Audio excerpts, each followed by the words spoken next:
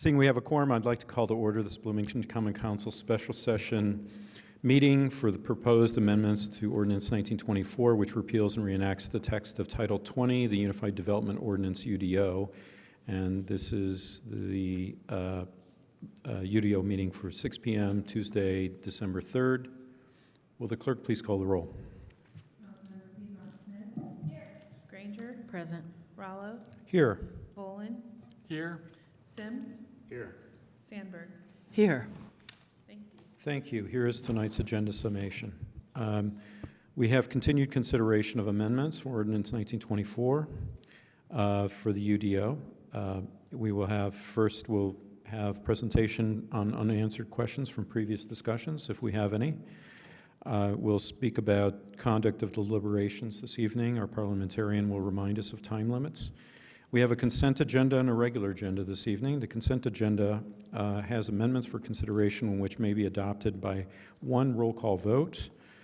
Note that council members are reviewing the new amendments and may recommend some for quick consideration here. Please also note that any council member may request that the amendments on the consent agenda be moved to their ordinary order of deliberation later on in the agenda. So the tentative consent agenda is the following. Under zoning districts 20.02, we have Amendment 41, which is sponsored by Councilmember Sandberg and staff and affects 20.02.060A5. It provides clarification on upper floor facade setbacks and the relationship to public street rather than setbacks along the building side or rear. Under use regulations 20.03, Amendment 43, sponsored by Councilmember Sandberg and staff, affects 20.03.030. B10 reduces the spacing standard for group care homes from 500 to 300 feet to reflect a typical block length. Under development standards and incentives 20.04, we have Amendment 44, sponsored by Councilmember Sandberg and staff, affects 20.04.020 F1B, provides a new graphical illustration to better show how building height is measured. The next amendment under development standards and incentives is sponsored by Councilmember Piedmont Smith, and it is Amendment 59, affecting 20.04.030 G3, and it clarifies how to measure the buffer area from a compound sinkhole. Amendment 46, sponsored by Councilmember Sandberg and staff, affects 20.04.070 C and 20.05.050 J10D, relocates AMD districts for street lighting to better align with the downtown vision and infill strategy plan. The last amendment under development standards and incentives is Amendment 49, sponsored by Councilmember Sandberg and staff, affects 20.04.080 C2, and it provides clarification on plant species identification requirements.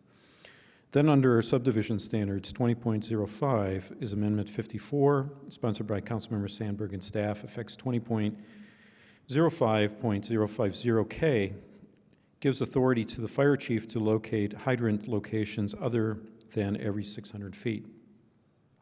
Under administration and procedures 20.06 is Amendment 56, sponsored by Councilmember Sandberg and staff. It affects 20.06.090 F2B2. It clarifies the use standards for the corner lots and respective setbacks are based on the highest classified street. Under definitions is Amendment 57, sponsored by Councilmember Sandberg and staff. It affects 20.07.010, and it provides a revised definition for fraternity or sorority house. And the last amendment on our tentative consent agenda is Amendment 58, sponsored by Councilmember Sandberg and staff, affecting 20.07.070, and it provides a revised definition for use change in and increases the scope of the definition. After we decide on our consent agenda, we have a regular agenda for hearing amendments. We have concluding other first-round amendments. Under zoning districts 20.02 is Amendment 40, sponsored by Councilmember Sturbaum. It affects 20.02.020 20.04.0C and 20.04.020C, and it reduces the maximum height of R2 buildings from 40 feet to 35 feet. Under use regulations, 20.03 is Amendment 42, sponsored by Councilmember Sturbaum, and that affects 20.03.020 in Table 3.1, Allowed Use Table. It changes the approval of fourplexes, multifamily dwellings, and live-work dwellings in residential multifamily RM district from a permitted use to a conditional use. Under 20.04 Development Standards and Incentives, we have 6 amendments, beginning with Amendment 47, sponsored by Councilmember Sturbaum. It affects 20.04.070D. It inserts a preface to 20.04.070D to give architects more creative freedom when designing mixed-use and non-residential buildings. Amendment 48, sponsored by Councilmember Sandberg and staff, affects 20.04.070 and 20.05.050. It adds new subsections requiring inclusion of at least 2 elements of universal design in certain multifamily residential buildings, student housing, and dormitory buildings.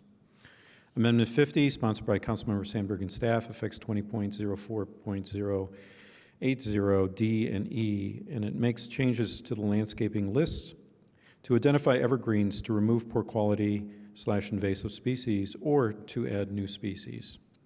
Amendment 51, sponsored by Councilmember Sturbaum, affects 20.04.080N.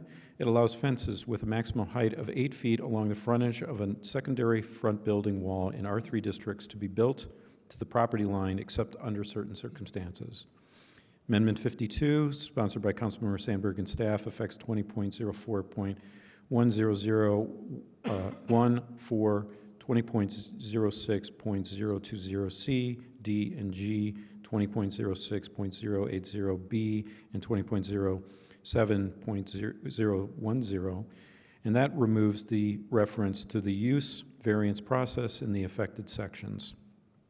The last amendment under Development Standards and Incentives is Amendment 53, sponsored by Councilmember Sturbaum. It affects 20.04.120E, and it specifies that machinery such as HVAC equipment, ventilation and generators, and engines that service buildings and other structures are subject to noise control regulations contained in Bloomington Municipal Code, Chapter 14.09.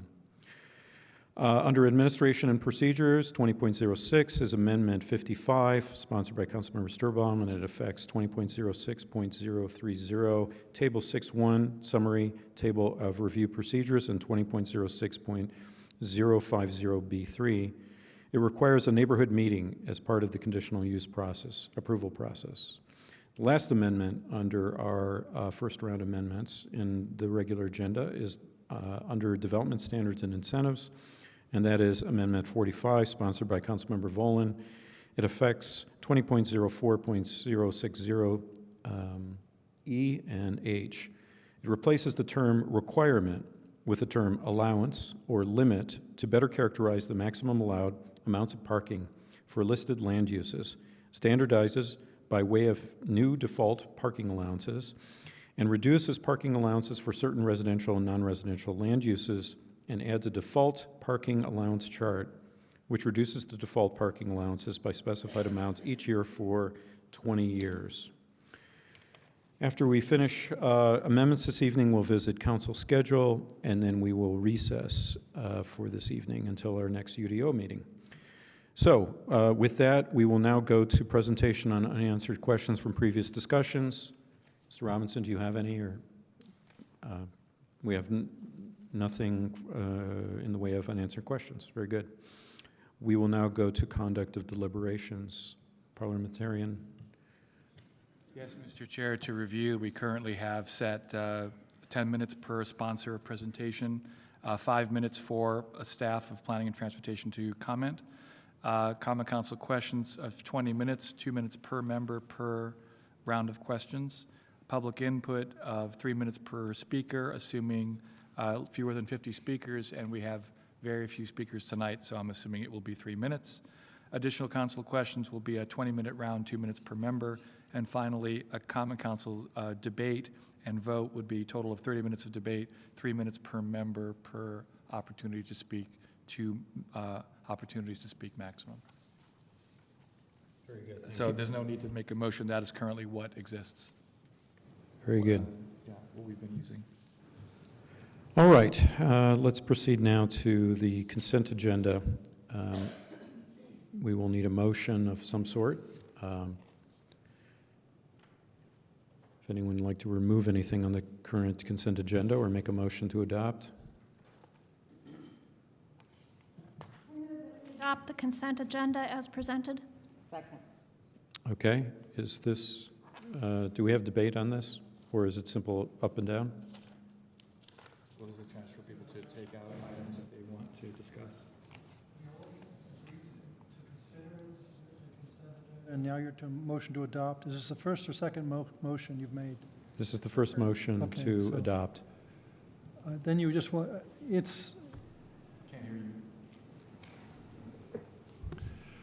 you. it's subject to debate if you care to, yes. Okay. Any questions, comments? Do we need public comment on on this motion? No? Yes, there is an opportunity for the public to request that items be taken off the consent agenda. Okay. If there are no Thank you. If there are no questions or comments, I'll go to the public. The public would like to comment on the consent agenda. Seeing no public comment, we're back to council. I would be interested in hearing a discussion of Amendment 57, which is the definition of fraternities or sororities. So I'd ask that that be removed. I'm sure it won't take very long to discuss. Sorry? Which item did you want? 57, that's item 9, Amendment 57. Anyone can request an item be taken off consent agenda, so that item will be taken off. Thank you. Any others? Request to be taken off? Would someone like to call the question? Second. Question's been called and seconded on the motion. All in favor, say aye. Aye. Any opposed? The consent agenda is adopted with the removal of Amendment 57. Very good. We will now go to our regular agenda. We will, yes. You've taken, and that did require unanimous consent. So you're unanimously agreeing that you will consider the consent agenda. And the next motion is to adopt the consent agenda, and that merely requires a 2/3 majority, and I would recommend that you have a roll call vote on that. Consent agenda? Motion's been made. Will the clerk please call the roll? Councilmember Ruff? Yes. Piedmont Smith? Yes. Granger? Yes. Rala? Yes. Volin? Yes? Sims? Yes. Sandberg? Yes. Thank you. Thank you. That is adopted unanimously, 7-0. Turning now to our regular agenda, we shall probably begin with Amendment 57. Is that correct, Mr. Sherman? That was the one that was, Might as well. I think your Amendment 40, is that correct? well, we had Amendment 57 removed from the consent agenda. Does it take priority over the regular agenda? Under, after item 19, since it affects 2007, that's how it would fit on the agenda. All right. Unless you want to hear it otherwise, and someone can move to hear it first. And Okay, if no one moves to hear it, then we'll place it after Amendment 19. yes. Okay. Okay. Let's go to Amendment 40 then, sponsored by Councilmember Sturbaum, who is not present.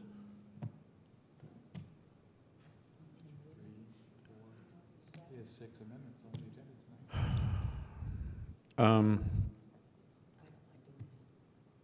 tonight. Sure, if you want to move it, please. I move Amendment 40. It's been introduced. Yeah, it reduces the maximum height of R2 buildings from 40 feet to 35. We will go to staff. I think there was some confusion about the intent behind this amendment. As staff reads the synopsis, I think Councilmember Sturbaum might think this is a new height being proposed for the R2 or RS district. In fact, 40 feet has been the height for this district for a very long time. It has not changed. Staff would recommend to deny that. There are many properties that this would impact and have legally non-conforming uses. We're not aware of any height issues with the long history of this height standard. Be happy to answer any additional questions. So are we to interpret that staff is not in favor of this? Then, Yeah, that's correct. Okay. I don't understand reasoning or logic to lowering it by 5 feet. I think Councilmember Sturbaum is concerned about additional stories, but again, this district has had a 40-foot height maximum for a very long time. I see. Thank you. We'll now turn to council questions. If there are questions.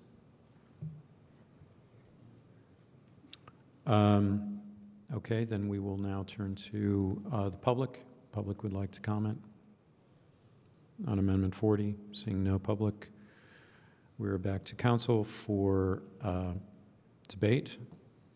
Further questions? Debate? Yes, Councilmember Sandberg. Of Councilmember Sturbaum's status. I feel a little uncomfortable moving forward on his recommendations if he's not here to defend them or explain them. I just called him. He was confused about starting time. You know, we start at 6:30. So he's coming, and he requested that perhaps you move on to an amendment that he's not sponsored after this one so that he can be there to make the case for it. Since it was on the consent agenda. I move to postpone Amendment 40 to later in the meeting. Any questions or comments? Call the question. For postponement. Yeah. Postpone to later in the meeting, yeah. Okay. Mr. Sherman, does this require any public comment, this motion to No, postpone? and technically, it's not a motion to postpone. It's to move it down on your agenda. So, So, as he said, And I move so- to move Amendment 40 down to, say, after Amendment 12, or after item 12. I mean, he'll take it up then. Would you consider, since the following Amendment 42 and 47 are also sponsored by Councilmember Sturbaum, perhaps we should? After 48, then, after number 14. As is 50. 53. Okay, there's a motion on the table, so, I still second that. okay. So, Move it to where? to after Amendment 48. Amendment 48, correct? Yeah, sure. All in favor, say aye. Aye. Any opposed? All right. So if we're going in order. Amendment 57. Second. Very good. Okay, this is sponsored by Councilmember Sandberg and staff. Councilmember Sandberg, would you like? Yes, this one has to do with inclusion of at least 2 elements of universal design in certain multifamily residential buildings and students. Oh, I'm sorry, which one? 57, it was on the consent agenda. 57. Provides a revised definition Oh. for fraternity or sorority. Thank you. Yeah. Right, having to do with the definition of fraternities, sororities, and I will defer to staff for any further explanation and any questions. Michael Rooker, City Attorney for the City of Bloomington. This is a modification to the modified definition of fraternity and sorority house. The city is currently in litigation regarding the existing definition of fraternity or sorority house. We had originally modified that definition in the adoption draft of the UDO to try to correct some of the deficiencies so that the litigation would be moot. After talking it over and thinking it over some more, we determined when the definition was in front of the Plan Commission that we wanted to modify it a bit more. Unfortunately, we didn't have time to get it done in front of the Plan Commission, and so after looking at some of the case law and some of the rules regarding the ways fraternities and sorority houses can be affiliated with universities, this is the definition we arrived at. So we believe this brings us into compliance with all of the requirements of the Indiana Constitution, the U.S. Constitution, so that we don't have any issues with regard to the ongoing litigation. So I'm happy to address any questions you may have. Other questions from council? Councilmember Folin. I got to figure out how to make my timer work because my old timer's out, so 2 minutes. Here we go. Can you be more specific about the deficiencies? I mean, I'd like you to go into a little bit more, like what was the problem? What was the solution? So I will go a little bit into those details. We do have a case pending in front of the Court of Appeals right now. We're waiting on a decision from the Court of Appeals. Just to be clear, the city does not believe that our current definition, the definition, not the modified definition you'll see there redlined out, but the current definition, we don't believe that it's constitutionally deficient. However, we believe that we can nonetheless make some modifications that would erase any questions. And the issue is generally that at least the claim by the other side is that the current definition unlawfully delegates authority to Indiana University to determine what constitutes a fraternity or sorority house use. Who is the other side? The other side is a particular fraternity on the IU campus. Okay. So, this is Actually, interesting. I should be more clear. Technically, it's the owner of a particular fraternity house on the IU campus. Okay. So you're saying that they're objecting to what idea having to do with the university itself? So what they're claiming essentially is that we have delegated authority not to the Plan Commission or the Board of Zoning Appeals or some other lawfully constituted governmental body to determine what constitutes a fraternity or sorority use. They're claiming that by saying you have to be affiliated with the university or recognized by the university, and in fact, the language they take issue with says through whatever procedures the university may use to determine what's a fraternity or sorority. They're saying that that language constitutes an unconstitutional delegation of authority, and so it violates the Due Process And the Clause. solution is what definition? Here we've removed, so first off, we don't agree, just to be clear, that that's unlawful or unconstitutional, but we believe that by removing the language that says through whatever procedures the university may use, we've addressed that particular legal concern. So this language is a little bit cleaner. Okay, thank you. Appreciate it. Further council, questions, pardon me? Councilmember Ruff. The discussion, I didn't anticipate we were going to get into this pending litigation discussion. But if you could just move it okay, so if the city prevails, are you going to want to change the definition back as it was? No, we believe that this definition is perfectly acceptable. So no, we won't want to go back to the definition that currently exists. We're satisfied with this definition. Okay. I know that sounds complicated, but All right, thank you. Further council questions on Amendment 57? Seeing none, we'll go to the public. If the public would like to comment. Seeing no public comment, we're back to council for further questions. Okay, no questions. Then we will go to comment. Councilmember Volin. Yeah, I just wanted to have a brief discussion about it, on the record. I, appreciate the effort that the city is making to clarify this question. I'm always sensitive to issues of university governance with respect to the city. But in this case, since fraternities are so commonly associated with universities, I don't have any objection, at least at the moment, to this clarification. I'll be curious to know how the result of the suit comes. But I mean, it's certainly been an issue for us, the definition of a fraternity or sorority with respect to land use off campus. And there are several such houses off campus that we should be concerned about.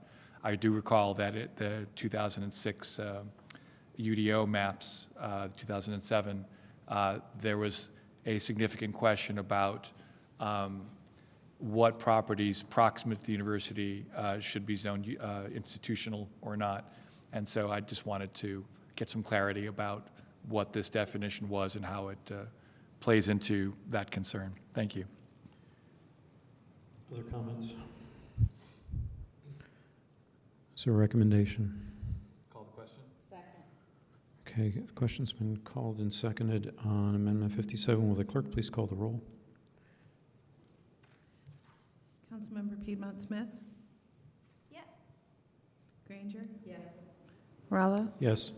Folin, Yes. Sims. Yes. Sandberg, Yes. Ruff. Thank you. Thank you. Amendment 57 is adopted 7-0.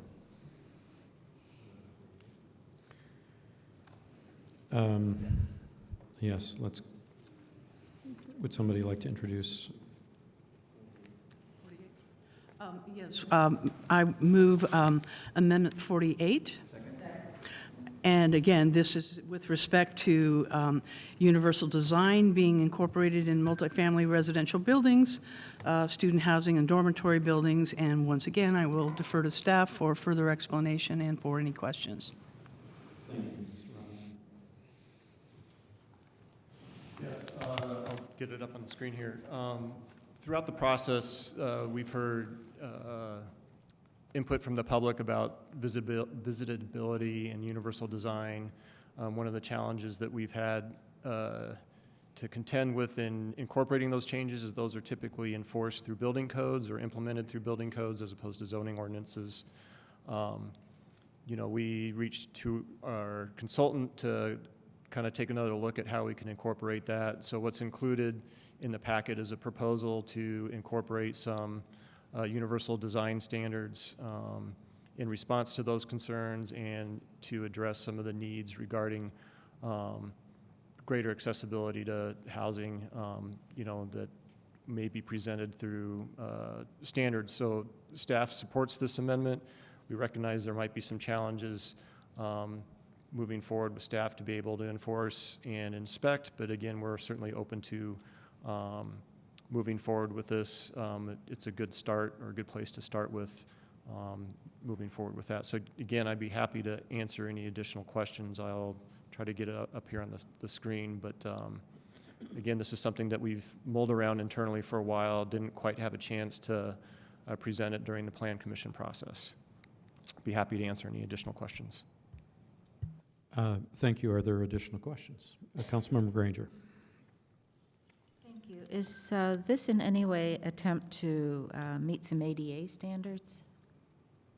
Is this an attempt to meet ADA standards in any way, or some portion thereof? No, it's a little bit different. Generally, ADA standards apply to public places. These would be applied to private property. Sometimes these type of ordinances or legislations can be tied to where public money is funded, so that's where ADA can kick in. Sometimes they're brought through Fair Housing Act and other processes. So again, this would apply to private property or private improvements and not public improvements. Okay, so why only 2 out of 20%? Why only 2 of these opportunities out of 5? I'm just curious.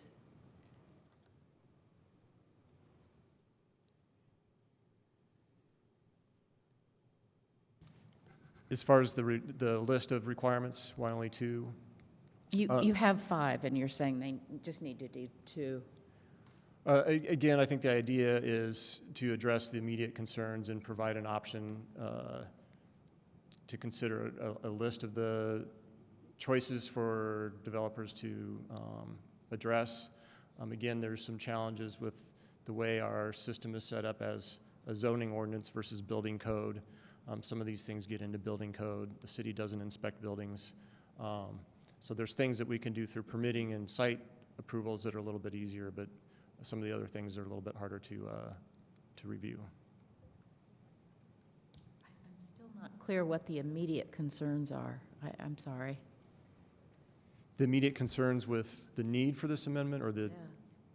Well, generally, I think the general concerns from the community is giving the people the ability to age in place more easily without having modifications to their homes.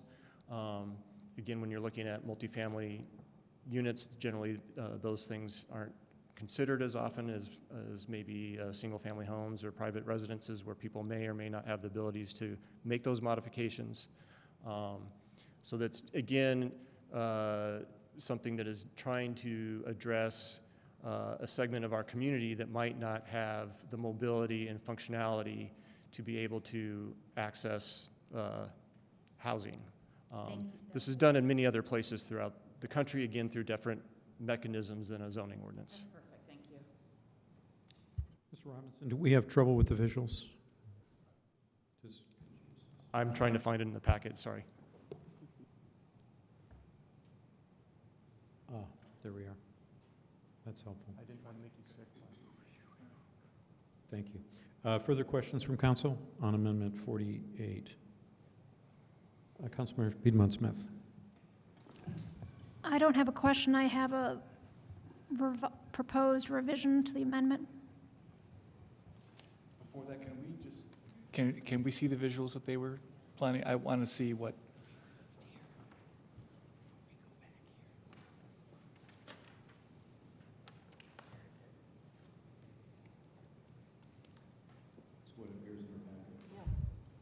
I thought there was some kind of graphic.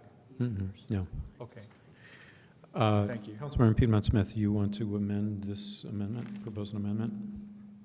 Yes, after communicating with Phil Stafford, who is a member of our Commission on Aging and an expert in this area, I would like to propose an amendment to this amendment. And it would be to require item A in both cases, and then say, in addition, one of the following additional elements of universal design is required, and then have them select one of the B, C, D, or E. Because item A is really the most essential thing, and it's the easiest item for staff to verify, according to Mr. Robinson, that at least one entrance be at grade level and not requiring any steps up or down or a ramp for entry. Second. Okay, are there questions for Councilmember Piedmont-Smith on this amendment to Amendment 48? Councilmember Volin. Yes, I'd like to hear staff's opinion of the amendment. Staff's in support of this. Again, I think the item A is one of the easier things that can be inspected through the process that staff does when they evaluate these projects, both in site plan and site inspections.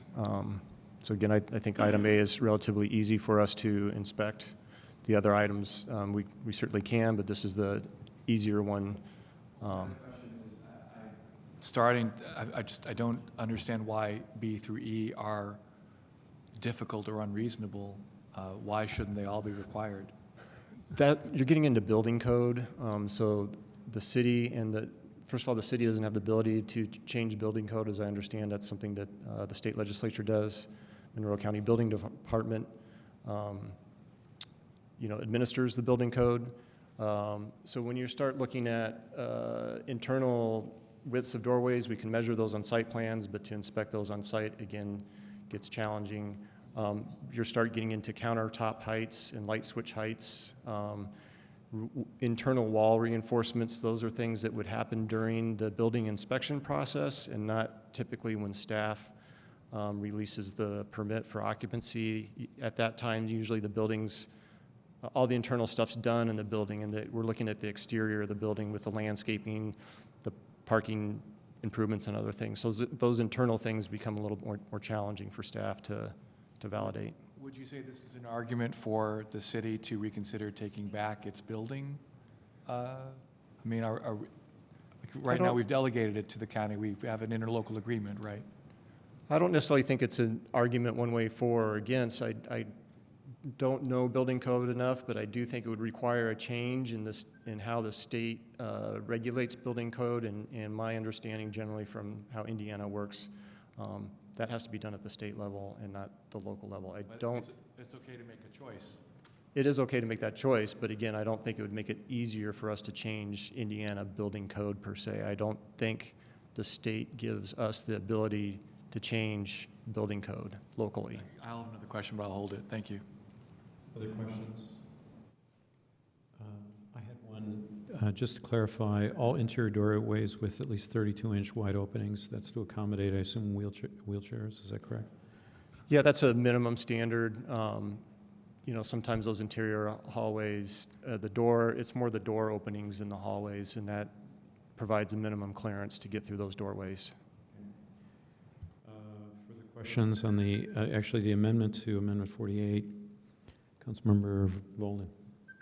So just to follow up on what I was asking, so why is it that we can require any of these at all if it goes against state statute? I don't think it goes against state statute. I'm talking about our ability to inspect and enforce. That's a different question that I think you're asking. Again, we're providing an option and again, the ability for staff to inspect and enforce those is not a problem. I'm not aware that these would conflict with state code, but requiring that these are put in via building code is a different question. Okay, thank you. Further questions? Mr. Sherman is delivering the amendment to Amendment 48. Seeing no further questions, we'll go to public. If the public would like to comment on the amendment to Amendment 48. Hi, I'm Phil Stafford. I'd like to especially thank the Planning Department, Scott in particular, for the work that went into this, because it's no small thing, and there are a lot of different ways communities are handling these things, so I think this is really important. Why is it important? Well, first of all, it's in the comp plan, and I say that with emphasis. The comp plan policy 5.2.7 reflects the underlying value of making our community more livable, more welcoming, and more inclusive for all ages and abilities. Though I represent the Commission on Aging, this is not at all an issue of age alone. As you may know, the Commission advocates not only for an age-friendly community, but a community for all ages and abilities, a lifetime community. We recognize that the ADA merits praise for its focus on public places, but know that it falls seriously short when it comes to private spaces. However, short of public action, we remain with the status quo, and that's not working very well. What is being recommended here is the basic floor for accessibility. Fundamental principles that will allow a person in a wheelchair to reside, a person in a wheelchair to visit their neighbor, even allow a mother with a stroller to have improved access in and out of her home. The affected population is not small. One study reports that up to 60% of individuals living in homes built in 2000 will have one person with a disability at some point in time. Given the value of these physical improvements, the status quo in private development practices are not making a big difference. The Fair Housing Center of Central Indiana reports that only 22% of housing units in the U.S. are accessible, though 95% of new homes could practically be built to these more inclusive and basic standards. 8 states and over 20 municipalities have enacted laws that require basic visitable features in certain kinds of new construction. If we want to walk the walk or wheel the wheels towards a more inclusive community, this is a very important starting place. There was a time when a neighborhood wouldn't be built without sidewalks. Regretfully, that time has passed, and I'd like to see it return. I like to imagine a time when it would be unthinkable to build a new house or apartment building without a no-step entrance nor accessible first-floor bathroom. So it's time to get started on this. Thank you. Thank you, Mr. Stafford. And would you please sign in? I think there's a sign-in sheet to assist the clerk. Is there further public comment on the amendment to Amendment 48? Seeing none, back to council. Further questions? Okay, council comment. Councilmember Sandberg. I'm in favor of this amendment. I think it does help prioritize the most important aspect of moving this forward for not only people in wheelchairs, but as Mr. Stafford pointed out, visitors in apartments that are rented by people who maybe are not particularly challenged. So this is a step in the right direction. I'm happy to support the amendment to the amendment. Thank you. Councilmember Volin. I have to, thank you to Councilmember Stanberg for reminding me that this is an amendment to an amendment. I'm fine with it too. I'm a little still not quite understanding why all of the elements can't be required, except as it's a logistical problem for staff rather than a legal one. But these seem like good ideas. All of them should be part of any new house. I don't understand why we can't make them that way. But I will support the amendment to the amendment. Thank you. Further comment? Somebody like to call the question on the amendment to Call the question. Second? Okay, this is, the question's been called, seconded on the amendment to Amendment 48. Will the clerk please call the roll? Councilmember Granger, Yes. Rallo, Yes. Bolin, Yes. Sims, Yes. Sturbaum, Sandberg, Yes. Ruff. Piedmont Smith. Yes. Thank you. That is adopted 8-0. So we are now considering the amendments, Amendment 48 as amended. I believe we were on council, we had just concluded council questions. That's right. So we are now to the public. The public would like to comment on Amendment 48 as amended. Seeing none, we're back to council for further questions or comment. Councilmember Volin. Respecting paragraph 2, the application to 20% of all the lots in the 2 combined subdivisions, how was that number chosen? Why 20%? Why not 10 or 30 or all of them? Got to start somewhere. This is again a recommendation from Clarion on the percentages. Again, I think some of the research in again, Phil Stafford might suggest that there's a proportionality with members of the community this might impact, and I think that's a reasonable number to start with. Well, when we say members of the community this might impact, this is talking about a development, a subdivision. This is not going to affect any members of new members who'd be joining the community. So, I mean, okay, so say you have an existing subdivision. None of those houses are going to change. If you've got 2 of them together, 20% have to conform. That 20% is going to be in the new subdivision. It'll be more than 20% of the new construction, which has no neighbors yet. So how is it affecting the community except in a positive way to require these standards? Well, that's true for all the standards. These would only impact new developments. Is that the question you're asking? I don't know anymore.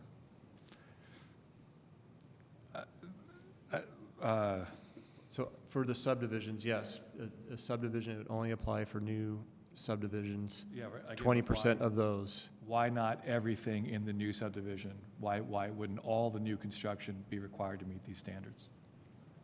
That's a policy question that I think is up for council. Again, this is based on the recommendation from our consultants and what they have found, what is typically done in other places. Generally, my understanding, it's based on the proportionality of members of the community that this would benefit.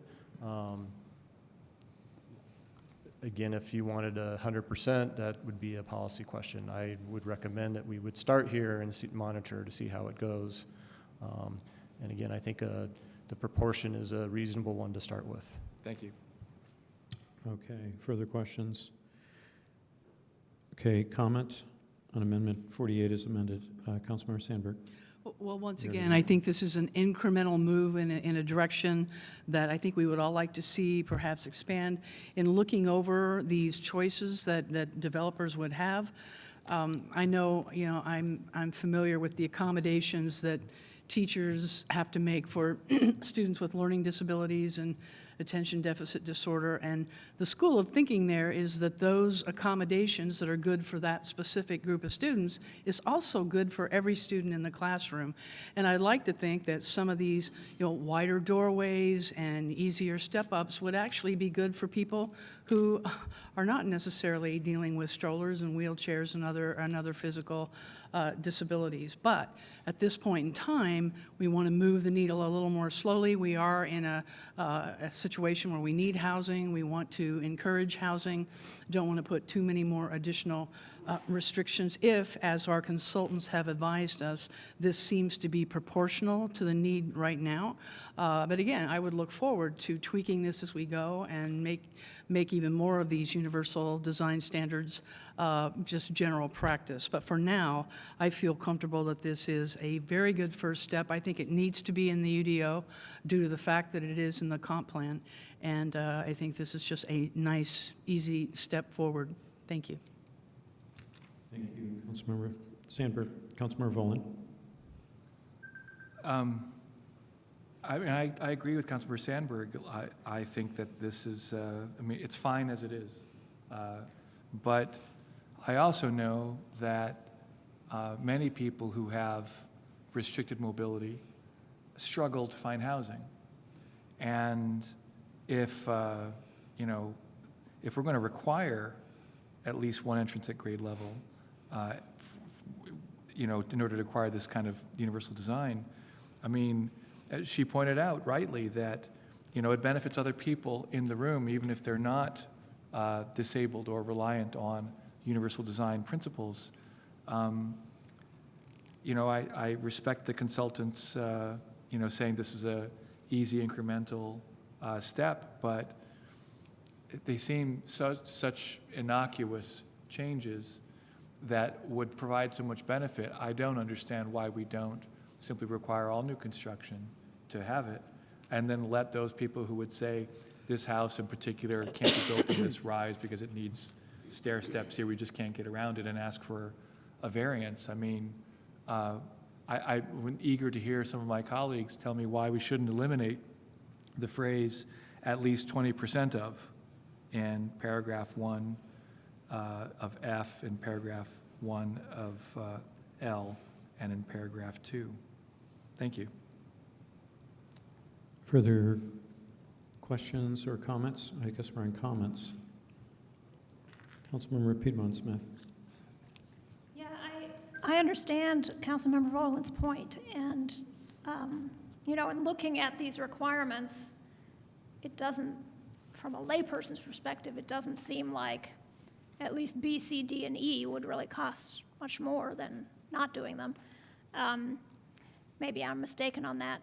But I think that this is a good start, and certainly, even next year, we might consider doing more. I personally would want to talk to some builders and developers and get their opinion on it. So I would also want to publicize this a little more. I think, people are on UDO burnout and aren't probably paying much attention at this time, and that would be a big, big change if we said 25% of any new development, 100% of any new development of 25 units or more has to have universal design. I think that's where we should end up. But I think this is a good first step, and let's see what happens. Thank you. Councilmember Sturbaum. It's interesting how society has different values over time. Most of the suburban houses I work on have 2-foot doors for the bathroom. It's like no one was ever going to get old for some reason. It's just a new consciousness. We're finally getting it, and let's build appropriately. Thank you. Still on comment. Councilmember Sims. Thank you. My comment is, and this is directed at staff at some point, I would like to know more about state law and building code and what type of infractions requiring this we could run into. I know it'll take some checking and all that, but I'd like to know some actions that we take here we require. How could that run afoul in particular, the building code, and I think I heard something about state law of some sort, so, and that's my only comment. But thank you. Councilmember Boland, did you have? I think we've exhausted first round, so. Well, I'll just say, I mean, I spent the past 2 weeks dealing with my mother, who is elderly and infirm and always in a wheelchair, and that her challenges had to do with being able to access bathrooms and other rooms while in a wheelchair. So I'm very sensitive to this question at this very moment. You know, now she was somebody who also designed houses for a living, and at least anticipated some of this. There were no 2-foot doors, as in Councilmember Sturbaum's example, but you know, I again can't disagree with my colleagues that it's a good incremental step, and I'm certainly going to support this. But I'm a little surprised that it doesn't, that we're, as Councilmember Sturbaum said, like, it's funny how time changes, and yet I feel like the time's already now for this, to be in all new construction. I mean, if we're looking at an apartment building, that's going to be a single unit that is obviously going to have universal design, the wheelchair access. We're talking probably about single-family or plex developments, neighborhood developments, and I'm a little surprised that developers don't do this as a matter of course. I fail to see how these will create greater expenses. I mean, a 2-foot wide door costs as much to put in as a 32-inch wide door. The light switches have to go somewhere. There's going to be a counter in the bathroom. I think the expense is going to be minimal, no matter what they adopt. So I'll look forward to revisiting it next year. I don't want to take the time now to change it, but I think its time has already come that we do it in every new unit. Thank you. We're on second round comment or a recommendation? Question. Second. Okay, question's been called, seconded on Amendment 48 as amended. Will the clerk please call the roll? Councilmember Rowlett, Yes. Volin, Yes. Sims, Yes. Sturbaum, Yes. Sandberg, Yes. Ruff, Piedmont Smith, Yes. Granger. Yes. Thank you. Amendment 48 as amended is adopted 8-0.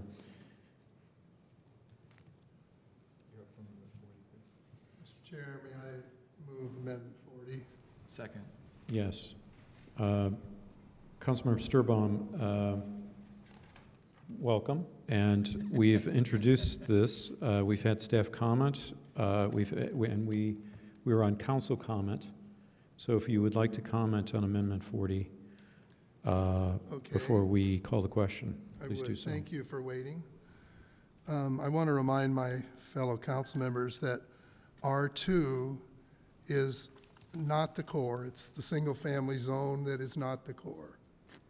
Predominantly one-story houses, suburb houses, edge houses, and this is a modest reduction from 40 to 35 feet of a height restriction, and it really is about compatibility. Do we really want a potentially 4-story in the context of those neighborhoods? We can still get a 3-story with 35. We can build, very compatible 2-story duplexes and triplex structures. So simple modification that I recommend, and I'd appreciate support. Thank you. Thank you, Councilmember Sturbaum. Perhaps we can entertain questions, but I've had a request to have staff respond to Councilmember Sturbaum's comment. Yeah, thank you. Again, Scott Robinson, Assistant Director for Planning and Transportation. Certainly appreciate the opportunity to provide feedback. Generally, as I stated earlier, this district, the RS and R2 district, has been this height for a very long time. That's how it's been in our code now. It's was not proposed to increase in height. It's been 40 feet for a long time. Staff is not aware of any issues or concerns regarding compatibility in height. So staff doesn't support this amendment to lower the height. Again, we don't see any issues or concerns as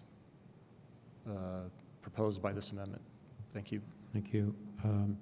Council questions or comments? Questions first. Councilmember Volin. Just as a refresher, so the height is measured from the top of the roof, even if it's a peaked roof?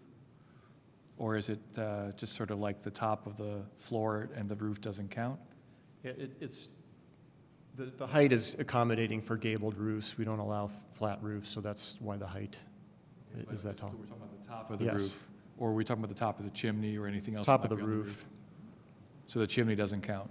I think there's some allowance for chimneys. I don't know the specifics on that, but generally it's the top of the roof. Okay. Is there such a thing as a 4-story residential building anywhere in the city? A 4-story in R2? I'm not aware of any off the top of my head.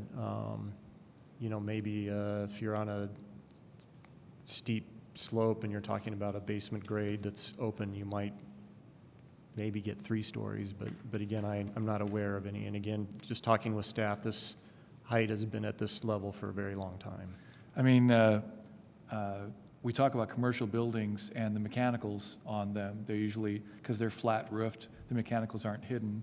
And in a house, the roof sort of hides almost all the mechanicals, like if they're even on top of the building. Isn't that a safe characterization of residential? Generally, residential houses, the mechanicals are not on the roof. They're off to the side on the ground. There might be some inside the roof, but generally the HVAC, air conditioning, that sort of stuff's not on the roof. Okay, thank you. Further questions? Okay, comments? Councilmember Sturbaum? Yeah, although this has been this height for all this time, the new discussion of putting multifamily in R2 puts it in a different context. And that's what caught my attention on the height. What's going to happen next year, we don't know. I certainly don't know. I hope it's a matter of mapping and we discuss where things go and how density fits in the community. 40 feet is a lot different if you're thinking about limiting a McMansion or a Mc apartment. So that's why 35 feet makes more sense to me. Thank you. Further comment or a recommendation? Councilmember Piedmont Smith. Yeah, I don't see any reason for this amendment. I mean, it's the same height limit that we've had for many years. It's never been a problem. If we've already said no, I mean, we as a council, the 9 of us, voted majority to not allow plexes in so-called single-family neighborhoods. So I don't understand what the point of this is. So I'm going to vote no. Any other comments? Call the question. Question's been called and seconded on Amendment 40. Will the clerk please call the roll? Councilmember Volin? No. Sims? No. Sturbaum? Yes. Sandberg? No? Ruff? No. Piedmont Smith? No. Granger? No. Rallo? Yes. It fails. Amendment 40 fails 2 to 6. Moving on to Amendment 42, perhaps. Councilmember Sturbaum? Okay. Yes, so I move Amendment 42. Second. Okay, so to orient, this is about residential multifamily. Currently, that is 5 unrelated. and it is essentially a residential zone. These are the old residential zones that got upzoned back in the 70s and then grandfathered and had too much conversion to bring back to single-family zone. That was the RM zone. The RM is changing a lot in this UDO. In fact, it's become indistinguishable from RH. You know, almost everything is allowed in an RM zone at this time. So I am just suggesting that there are a lot of still remaining single-family homes in the RM zone. There are a lot of remaining structures that are single-family in appearance, and some of the large modifications that are now allowed in RM might need a little more review than by right. And I think some of the people who live in RM would appreciate having a little more review of whatever can happen, because I don't have the chart. Well, it is, the chart's on the next page. And if you'll look at RM and RH, they're nearly identical. In fact, they are identical. I think there's a height difference. So RM disappears as we know it, which used to be single, 5 unrelated, kind of a transition zone between single family and high density. And I don't think anyone's noticed this very much, but RM has been turned into RH. And this just turns it a little back toward RM and respects the buildings that are actually there. If I had a good presentation, I would show you what RH looks like and what RM looks like and why that's a different zone, even though the new chart says it is not a new zone. So that's my amendment, and that's why. Thank you. Thank you for the presentation. We'll now go to staff for their comment. Again, thank you. Generally speaking, staff doesn't support this amendment. We believe that what went through the Plan Commission process and what's proposed is sufficient. It is a multifamily district. You know, Councilmember Sturbaum did mention the similarities between the RM and RH. If you go to Chapter 2, there is a difference in height. We did address with other amendments the existing single-family structures and how to deal with those setbacks. So again, generally, this is a policy question. Looking at the uses allowed, pretty much the only thing that would be allowed in this district would be single-family uses and not smaller multifamily plexes, which is the intent of the district. So again, staff does not recommend this amendment. Thank you. Thank you. Council questions? Seeing Councilmember Piedmont Smith. Yes, I have a question for Councilmember Sturbaum.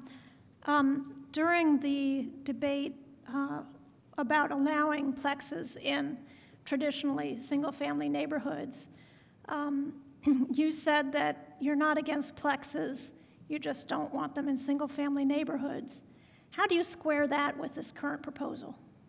Well, the other thing I said was that conditional and by right were essentially the same. There's just a little more review with conditional use, and it modifies it just a little, and it allows things that were going to be allowed by right that didn't work correctly to be caught. So that's how I justify that. Okay, further questions?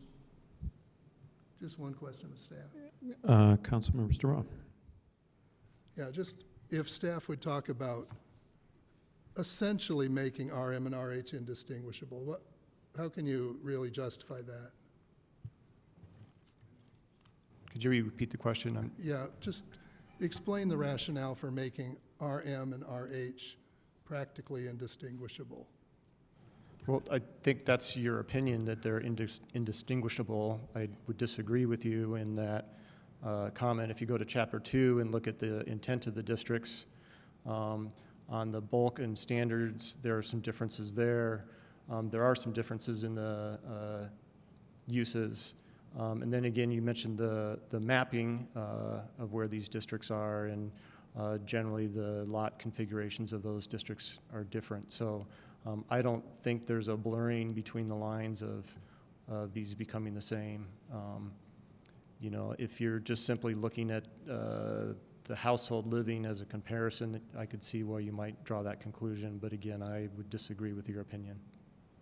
So the fact that the chart is identical is misleading, is what you're saying? Just in the RM district, it can't go above 40 feet. That's the maximum, it's 40 feet. But then when you get over here to RH, it can't exceed 63 feet. So that's a pretty big difference right there. Okay. Yeah, I mentioned there was a little height difference. Thank you. 13 feet. And that was Terry Porter, the Director of Planning and Transportation. That's quite all right. Any other questions? Okay, seeing none, we'll go to the public. Councilmember Piedmont Smith. Just a point of information. 63 minus 40 is 23 feet, not 13. Thank you. Okay, we'll go to the public. This is on Amendment 42. Members of the council, my name is David Keppel. I would like to thank you for your continued diligence and hard work. I would like to thank all members of the council for the expression, I thought, of unity after a very difficult debate over Amendment 1. And what the unity was a willingness to advance the plexes in other than those controversial areas that had brought out so many residents. And I respect the concerns of those residents. And I think actually, although I wasn't on that side that evening, the council acted wisely for the time being. But now, I think we need to hear the other side of that equation, which is the urgency for affordable, sustainable, dense housing. And these other the districts other than the core districts are where there seemed to be a consensus we could move forward with them. So I hope that the council will reject this amendment and will try to facilitate dense housing in these other areas of the city. I respect the terms in which Councilmember Sturbaum explained the question of conditional use, but I beg to differ with him that I think that the understanding of the Plan Commission and the reason the Plan Commission had recommended that the core regions be conditional use was that they understood that conditional use as against by right is a considerable hindrance. And that seemed to them a reasonable compromise. So by that same interpretation that the Plan Commission put, to put conditional use on the areas where we need to be accelerating denser development is a hindrance. And I don't think we should be putting that hindrance. On Friday, there's going to be Extinction Rebellion action going on here in City Hall to stress the urgency that younger generations and some of us who are older feel about climate change, something that was recently stressed in a UN report.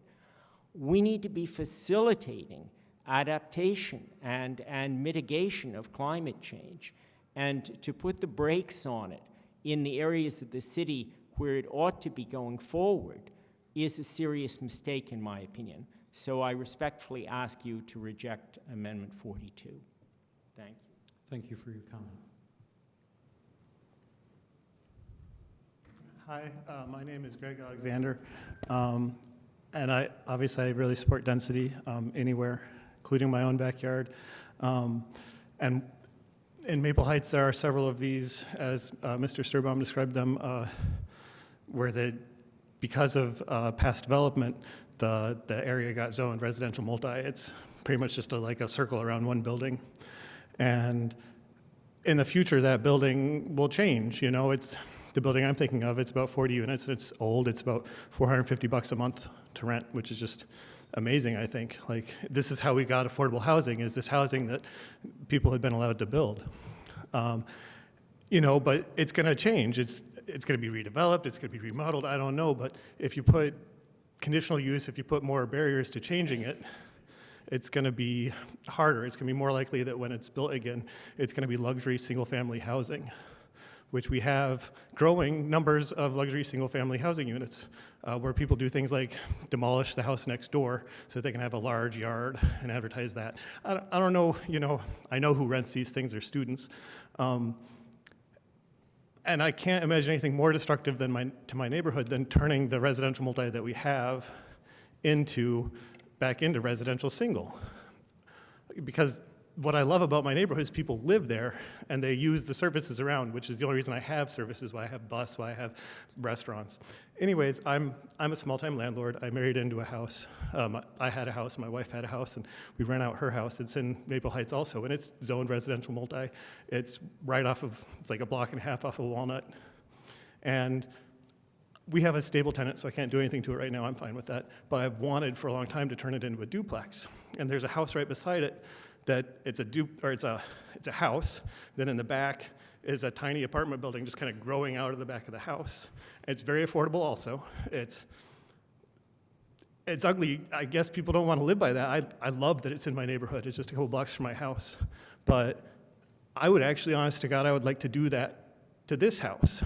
But I'm going to have to do that. I have to make a bunch of plans. And planning is so difficult. And then I have to plan to wonder whether I'm going to get a conditional use approval. When it comes time for when my tenant turns over the house and I look at my plan, if it's conditional use, I'm going to be really tempted myself to just sell that to a larger developer that's willing to take that risk. And then if they lose that conditional use, it will turn back into a low-density form. And that just would really break my heart. But if it's by right, then I know what I'm getting into, and it'll help me if I do sell it, but it will also help me if I keep it, if I remain a small landlord interested in affordability, interested in preserving the house that's there. Because I want to add units to the back of it. I don't want to demolish it and build a mini Smallwood. And I can't explain to you as a landowner how disturbing it is to look at conditional use. It's really, you want to know what you can do. Thank you. Thank you for your comment. Hi, Mary Morgan with the Greater Bloomington Chamber of Commerce. We were surprised to see this amendment come forward, also surprised to see the previous amendment come forward. We need housing. David Kempler said it well earlier. It's a crisis. We hear this from local employers every day. So we would like to see fewer barriers to development. Conditional use is a barrier. We hope that you will reject this amendment. Thank you. Thank you. Seeing no further public comment, back to council for further questions. Seeing no questions, we'll go to comment. This is on Amendment 42. Councilmember Sims. Oh, sorry, thought I saw hands before mine. I won't support this amendment because, like staff mentioned, it does appear that this is more of a policy question. And it is, in fact, a multifamily district that we're talking about. And this appears to be more restrictive to possible development. I think maybe inconsequentially will reduce density and maybe even to a point encourage sprawl. But one of the things that we've been talking about has to do with increasing public transportation and doing other things. And it seems kind of opposite to me when we want to do that, but then we are restricting increasing density. I mean, it's in many places. So that seems counterproductive to me. So, and what we're talking about, if it isn't amended, it's not just going to change the whole character of where we're talking in this area. So I won't support this amendment. Thank you. Thank you, Councilmember Folin. Just a couple of points. Number one, I think like Councilmember Sims said, we've already restricted density, through Amendment 1. That was a very contentious debate. I don't think we should do it any further. We have enough challenge finding places where denser housing is allowed, in the same way that we have the same challenge finding, I mean, what I said about amendment, what was the one, Amendment 48, the Universal Design Amendment, where people who have physical restrictions have, they can't just buy any place or live anywhere. So there's a limited supply of that. So yeah, I can't support this. But I also wanted to comment on a public comment made about luxury housing. I saw a billboard up in Lake County that I was desperately unhappy that I did not get a chance to photograph. It was an ad for an apartment complex or a new subdivision, and it said, "Luxury is now standard." And, like with this word, luxury student housing has been batted about so much that I wanted to call attention to it. I think, excuse me, I think that detractors of housing are using the term luxury when they mean market rate. And it's a pejorative term. It implies that the people who are renting it are rich, they are wealthy, when they are simply able to pay market rate. And we all have to acknowledge that market rate is higher than it used to be. It's more expensive than it used to be. It's a problem that we've all acknowledged already through this long debate over the UDO. But, every time I hear the word luxury, I'll call it out. Because it implies that the only new housing is luxury housing, when really it's luxury is now standard, that's sort of the nature of the beast. If you build new housing, you're not going to build it decrepit from the get-go. You're going to build it new. But to say that all new housing is luxury housing is simply untrue. So I wanted to point out that we shouldn't take such terms for granted. It's important to be precise. Thank you. Councilmember Sturbaum.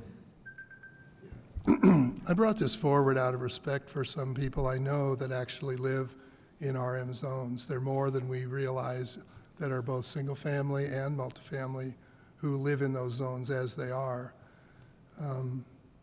The way this UDO has come forward and the focus that's been on single-family zoning, I think almost no one recognized what had happened to multifamily zoning.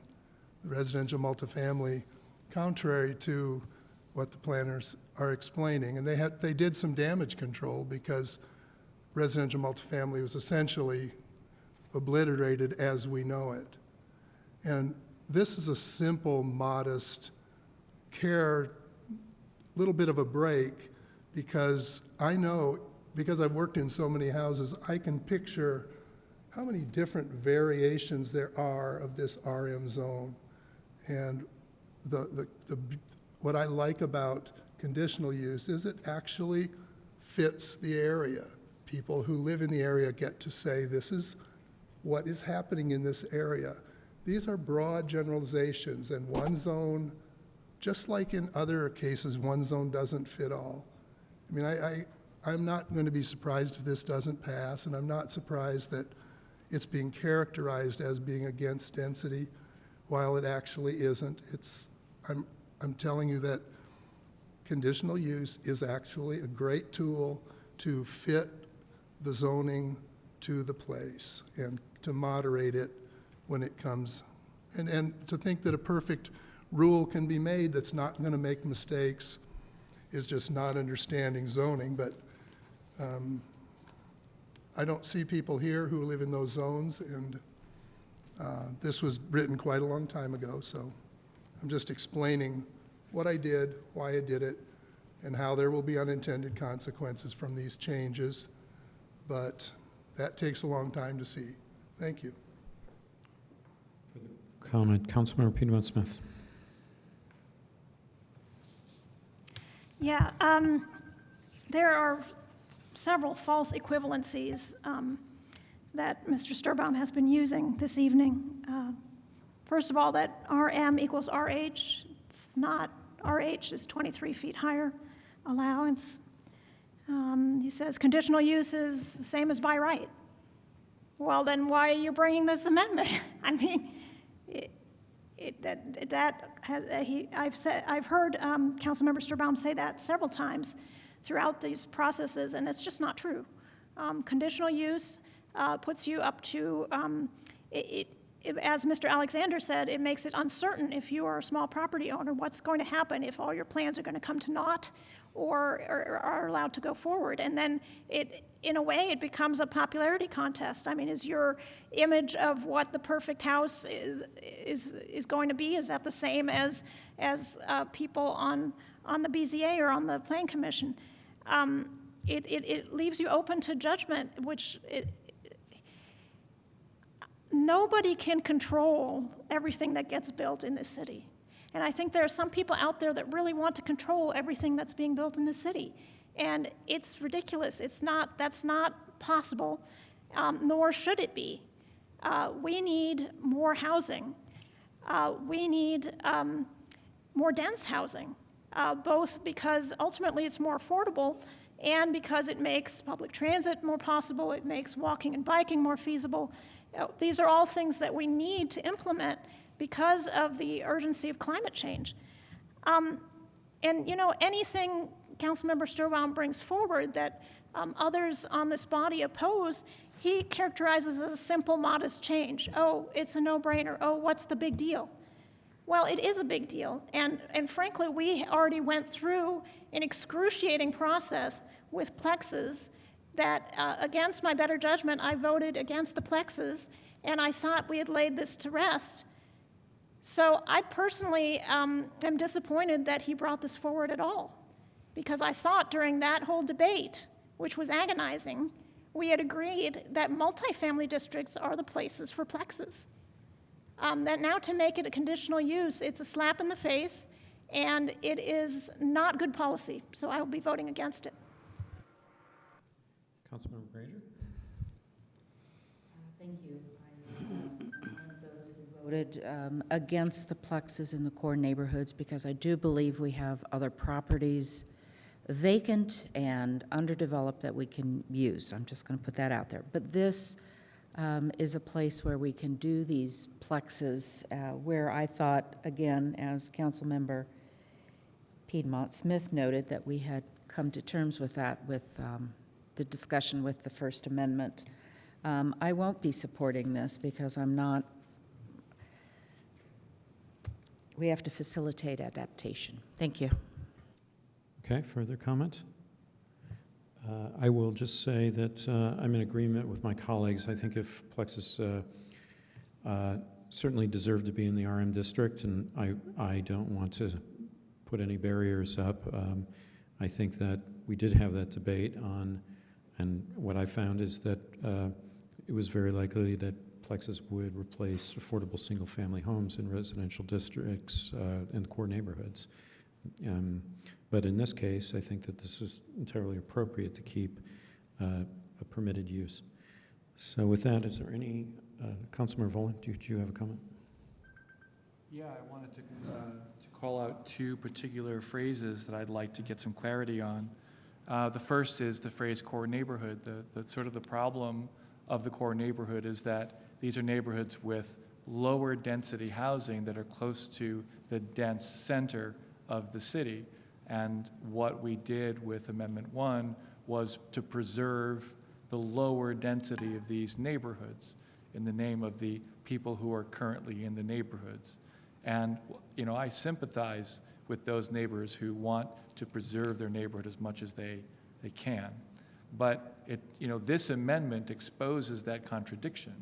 Like, we artificially, suppressed the densification of these properties, of these areas that are close to the center of town, for reasons that I do not fully find fault with. I mean, like, I get the idea, even though I opposed that amendment, but I think we have to acknowledge this problem.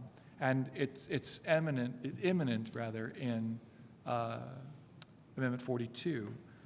The other question one I'd like Councilmember Sturbaum to ask in his comments is, he has in fact said that conditional use is a great tool tonight. He's also decried conditional use as being just like permitted use.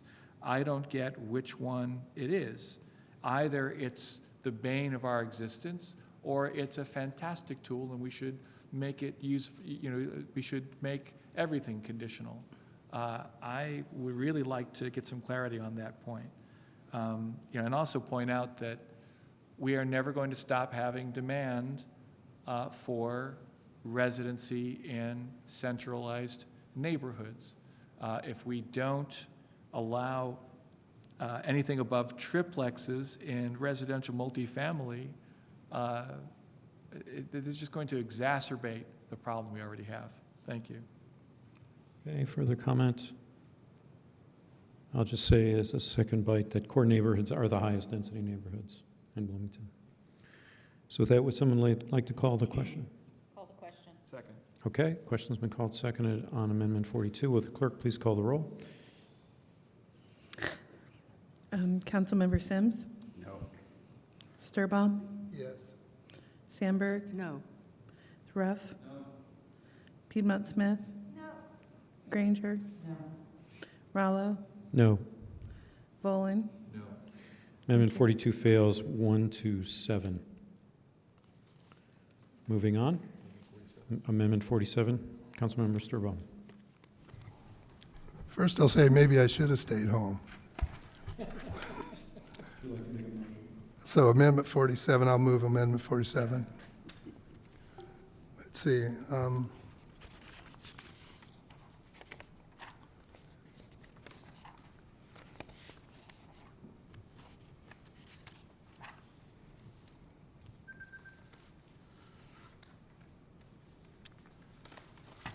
Getting there.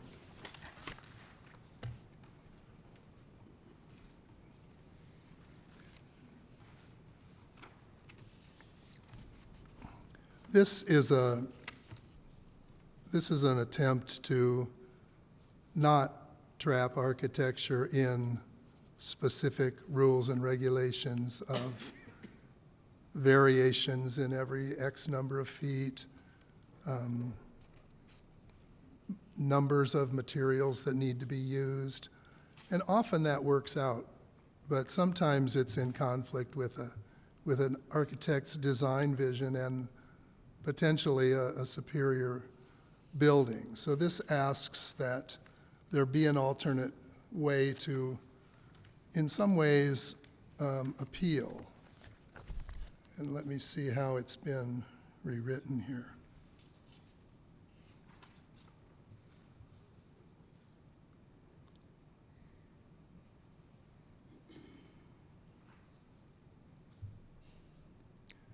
This kind of allows, and I think I could let planning explain it a little better because some of this language was, I believe, rewritten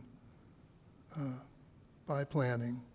But it was to allow, let's say the architect has a vision of a building that has maybe one color of material or two colors of material, and the standards are very clear. It must vary every 30 feet. It must have a different color on a higher level.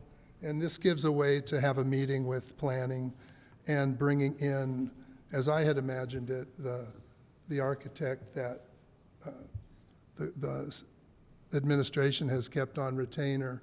So it allows for another meeting to happen where those design conflicts can be discussed. So have I somewhat captured that? Thank you. Okay, we'll go to staff. Mr. Robinson, do you have comment? Yeah, thank you. Again, I want to appreciate Councilmember Sturbaum for bringing this to our attention. We did work with him on the language and trying to address his concerns. Currently, we do have architect on retainer to help review some of the bigger projects to get their feedback, kind of an opinion on the architectural designs, and we found that to be helpful. So what this does is it sort of incorporates that process that we currently are practicing right now.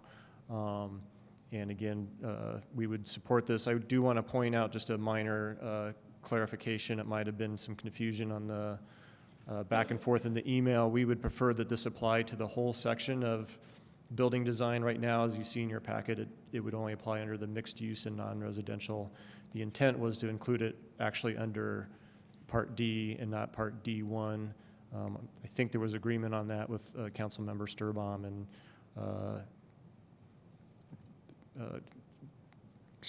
Mr. Sherman, but just wanted to point that out for clarification. This is something that we currently do. This clarifies that process, and again, something that we would support. Thank you. You're saying it kind of codifies a practice that's already in place. Councilmember Sturbaum? Yes. Well, all right. So staff has a contradiction apparently with you regarding the interpretation of where this should be as opposed to mixed use and non-residential. Is that what you were exploring? I was actually trying to find out the same question.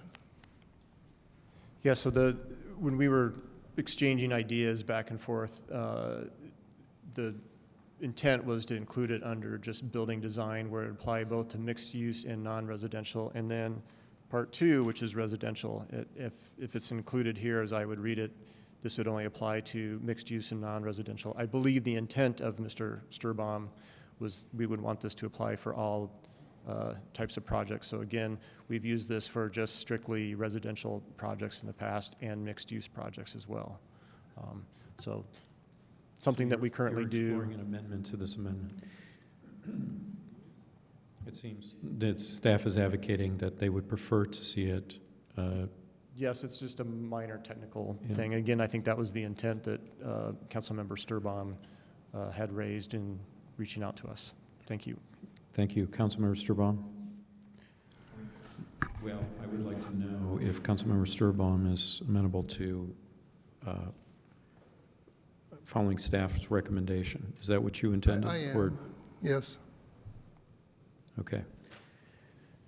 Can we hold any amendments until after there's been questions so we can see if there's any other? Well, I intent? wanted to alert Council Attorney Sherman to this because we may need it in writing. Is that correct? Could you repeat the question? We are hoping to amend Amendment 47 in terms of its use, and staff can clarify.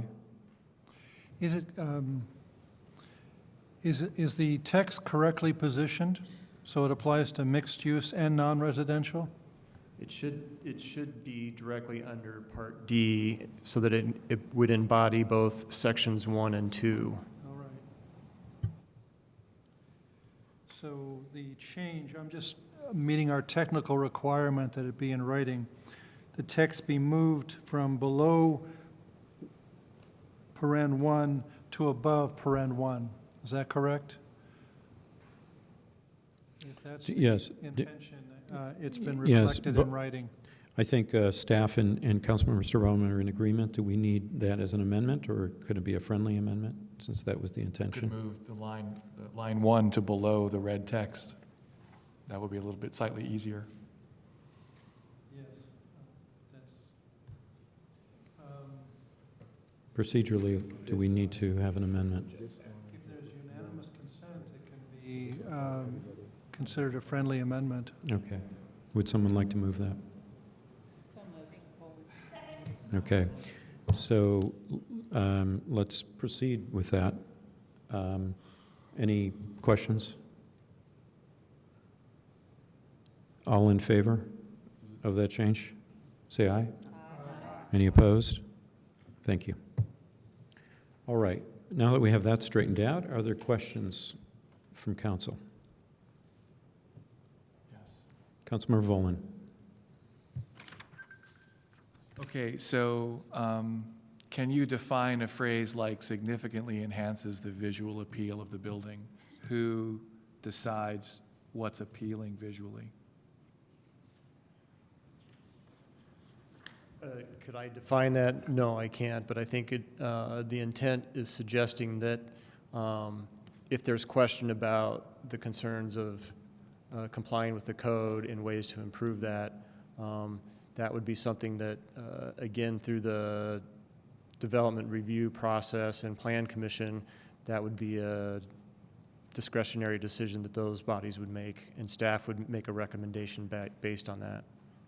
So, I mean, I appreciate the idea that there is discretion involved at certain points in our process, but you can see why someone might balk at the phrase, what was it, visual appeal? I mean, it seems entirely arbitrary. Well, I would probably, you know, there's been concern for some time about creating a design review committee and other aspects, and obviously that's a much larger question. Again, I think this is a step in that direction. It's something that our department has been practicing for some time now with current projects, and again, those recommendations have been forwarded to those petitioners, and they've incorporated many of those recommendations, and that's been shared during the Plan Commission process. So again, I think maybe face value, it might appear that way, but architecture is somewhat of a subjective matter, and again, this is something that we're trying to contend with on the design of some of these buildings. Thank you. Councilmember Granger. I just want to clarify, we're codifying current practice, basically. That's correct. Thank you. Further questions? Councilmember Piedmont Smith. Yeah, I was wondering, maybe Ms. Porter can answer this, about how much does it cost us to retain this third-party architectural firm to review the proposals that come before the city?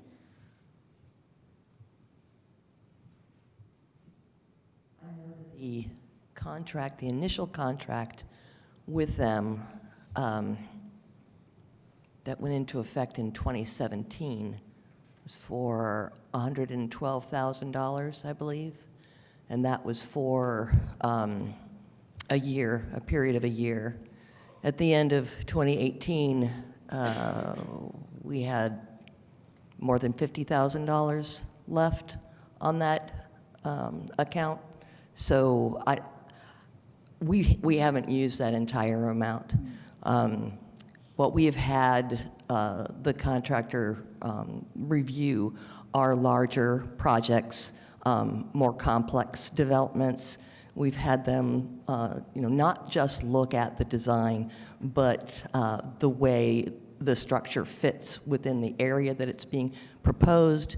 They've also reviewed for green features and made recommendations of how the developer can improve the climate friendliness of the design, pedestrian safety, number of drive cuts. So that it's architectural review, but it's much more in-depth. And we still have pretty significant funds left from our initial contract that remain available to use. Thank you. Councilmember Rowland, did you have a question? Yeah, I wanted to follow up on my first question with the third bullet point. How do we determine what creates no adverse impacts on surrounding properties? How do we define adverse impacts?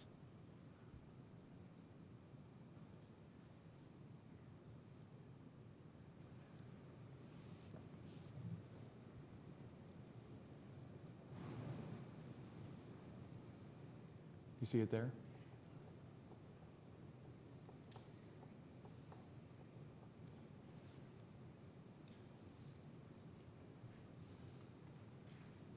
Is what? I see. Ryan Rowland, zoning planner. So adverse impacts are not actually defined in the code. It's up to the Board of Zoning Appeals or the I'm sorry, plan- you're speaking too fast. I can't Sorry. understand you. The- You're saying that adverse impacts is or is not defined in the It code? is not have a strict definition. It's up to the board or the commission to determine if something will have an adverse impact. Yes, I will direct the question to Mr. Sturbaum, please. Yeah, in the context of this, it means those changes that are suggested don't create an adverse impact. So if it's the way it is, and then the new architect says, let's move it over here, and it clearly shades that next building or affects that other building, that would be, even though it's an architectural design idea, it could have a negative impact. Literally, the only concrete definition I have of adverse impact is it might shade the other building. Do we have nothing more specific than that? No, I was giving an example. That's one of the ways it could have a negative impact. I would like some more examples. I find this to be a really vague term, and I'm surprised Well- that in a very precise document, we're not including more specifics. It's a condition of all conditional use and has been used as a condition for conditional use since conditional use began in the city of Bloomington. Have no adverse effect on an adjacent property is one of the conditions of conditional use. So it's a well-established phrase. That no one seems to be able to define. I'll reserve for another question. Thank you. Further questions? Okay, Councilmember Volin. What other examples have there been that are defined as adverse impact? I mean, this is the kind of vague phrase that drives people crazy when they're trying to figure out what's possible and what's not. Give us another example, please.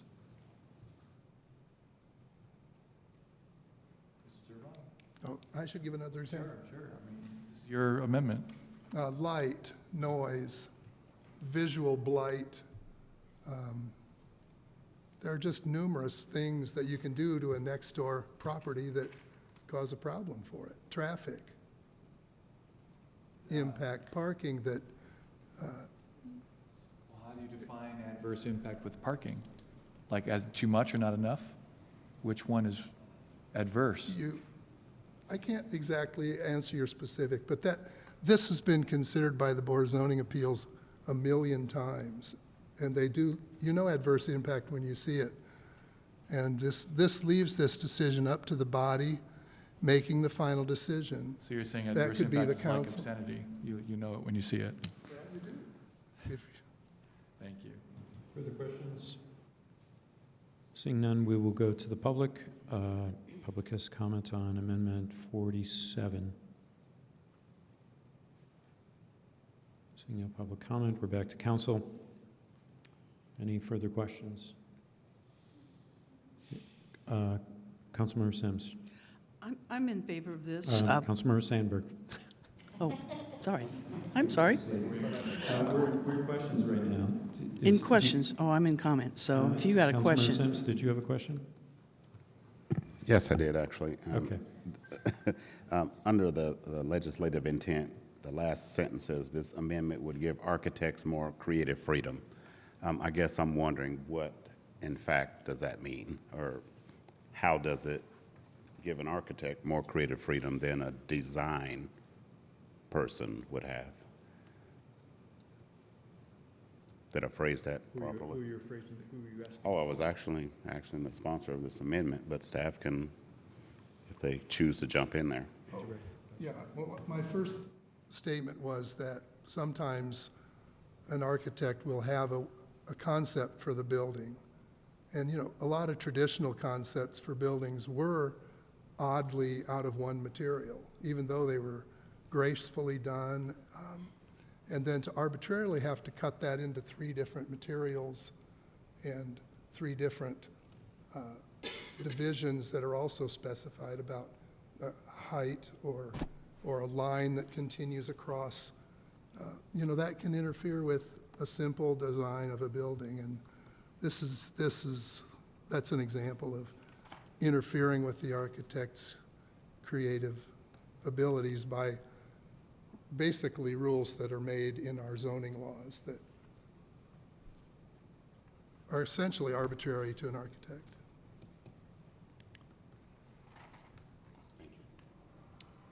We're still on questions. Okay, let's move to comments, and Councilmember Sandberg. Yes, I'm in favor of the whole concept of creative freedom. I think we have very good use of Schmidt & Associates, our architectural review.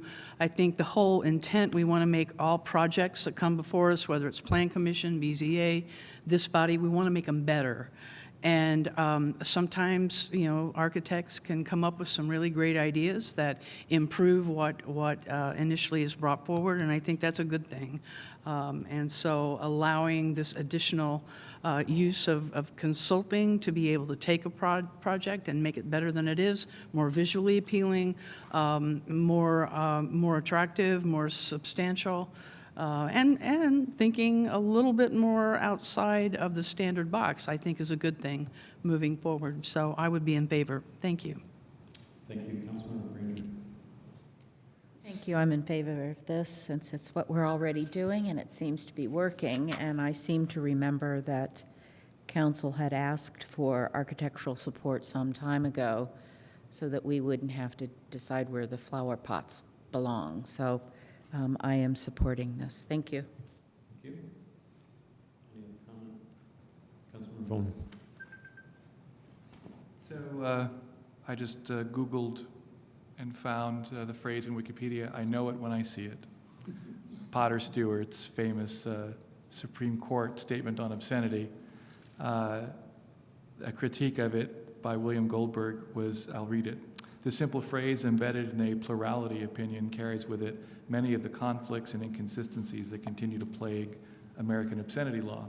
In effect, quote, 'I know it when I see it,' unquote, can still be paraphrased and unpacked as, quote, 'I know it when I see it, and someone else will know it when they see it, but what they see and what they know may or may not be what I see and what I know, and that's okay,' unquote." The only reason to support this is because it's not really changing our practice. But it disappoints me greatly that in a document where we have been striving to define things better, and we actually had a couple of amendments tonight to provide revised definitions in our definitions section, that we can't define phrases like visual appeal, the perceived quality of the building facades visible from public streets, the adverse impacts on surrounding properties. The last phrase, strengthen the public-private interaction at the street level. I mean, we have got to be able to better define these terms. This is the arbitrariness that so many people who complain about the development process are concerned about. And it's not like there isn't a point to the conditionality of something that we shouldn't be, reviewing certain designs. I don't want to see any more glass and steel unornamented buildings in Bloomington. But we ought to be able to find a way to define them. This isn't as hard as defining obscenity. And I don't want to say that these phrases are obscene. Simply that, visual appeal is, well, I guess we know it when we see it. Thank you. Yeah, the vagueness and subjectivity of the bullet points in this amendment are also a concern to me. But overall, what concerns me the most is that we're paying about $50,000 a year for an architect. And, I may have been one of the people 2 years ago who said we need more architectural oversight, but the urgency of climate change has hit home with me and hopefully with many others in the intervening couple of years. And I'm just thinking, how many solar panels could we install for $50,000 a year? I know it's not fungible and I can't just move things around, but as a concept, I think there are better things we can spend that money on than having Schmidt Associates review all of our plans. I used to be on the Plan Commission. I think in the early days of our affiliation with that architecture firm, I was still on the Plan Commission. I never got a lot out of their reports. I've read a few Plan Commission packets since then, even though I'm not on the Plan Commission.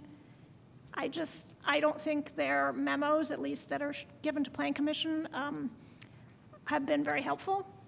I haven't been on the Plan Commission, so maybe I've missed a certain incidents where they made excellent adjustments or recommendations. But you know, if it'd be up to me to renew that kind of contract, I wouldn't do it, and so I'm not going to support this amendment either. Thank you. Councilmember Sturbaugh? Yeah, the trouble with architecture is it's kind of an art. It's an art form, and it isn't always that you can define how that art is supposed to fit and work. And I'll remind everyone that the comp plan requested a design review process, and this is the most modest one. And my vision of this was that it would actually function as a kind of appeal. You know, most things are going to do what they do. There are going to be a few buildings that deserve this kind of special attention, and that to not have it kind of cheats the community out of something that could be really beautiful. And everyone knows I'm a traditionalist, but I know this opens the door for all kinds of architecture. It just says sometimes the art has to transcend the rules, and we need to consult with another architect and give that architect an opportunity to create something wonderful. So that's, again, something kind of simple, but it opens a new door. Thank you. Further comment? Councilmember Sims. Thank you. I think what we've talked about, I can support this amendment, but like some of my colleagues, and particularly Councilmember Volan has stated, I'm a little uncomfortable with the lack of some definitions. And I understand art in an art museum. I understand their differences, but when it comes to design and what we're codifying in neighborhoods, I think that's a different issue.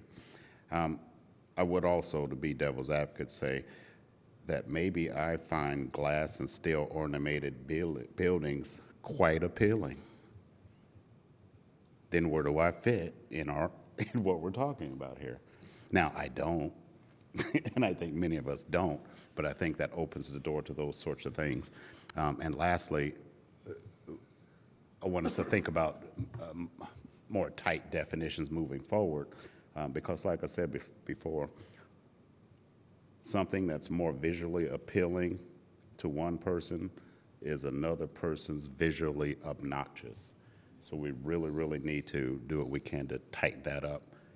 Having said all that, we're already doing this to a certain degree, so I will support it. Other comments? Yeah, I'll say that I'm in agreement that it would be good to have more specificity in terms of definition. I think we could agree, generally speaking, on what has visual appeal of buildings. After all, I think we all value the downtown because of visual appeal. I don't think that there's really any question. There'd be very few people who would say that's an unattractive downtown. Can we replicate that? I think we could. I think we could have those visual elements integrated. It hasn't been in many buildings. A lot of the buildings are, I think, visual blight instead of enhancing. So I'm very sympathetic to this, but I would like more definition. And frankly, I think people don't care about what they see as visually unaesthetic. And therefore, it does matter for the community. It's not optional in my mind. Councilmember Rowland? Yeah, I mean, you know, I don't want to discourage current practice. On the other hand, the whole point of this, again, was to get more specific and to get a better, stronger UDO.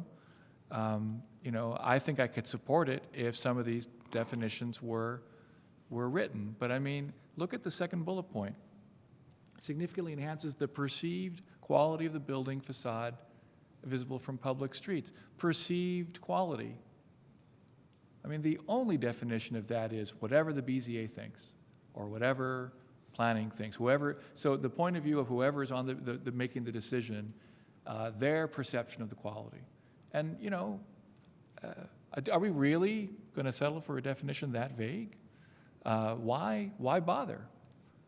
If we're already doing it, why not send this back and make it, you know, stronger by making it more specific?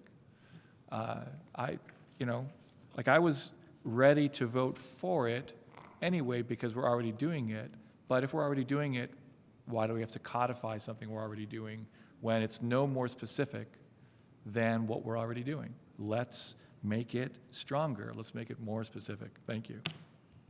And my second round comment is, I'm looking forward to an amendment from Councilmember Folin in second round to make it more specific. Call the question? Sound like a challenge to yourself.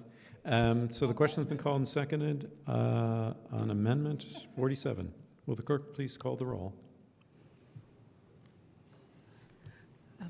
Councilmember Sturbaum? Yes. Sandberg? Yes. Ruff? Yes. Piedmont Smith? No. Granger? Yes. Rallo? Yes. Volin? No. Sims? Yes. It Thank is you. adopted 6-2, Amendment 47. Okay, Amendment 48, Councilmember Sandberg. This is 50, and this is in regard to, I move Amendment 50. Second. All right. This makes changes to landscaping, identifying certain species, evergreens, removing poor quality invasive species, adding new. This is quite complicated, so I will defer to staff to explain it further. Several pages of strikeouts and additions.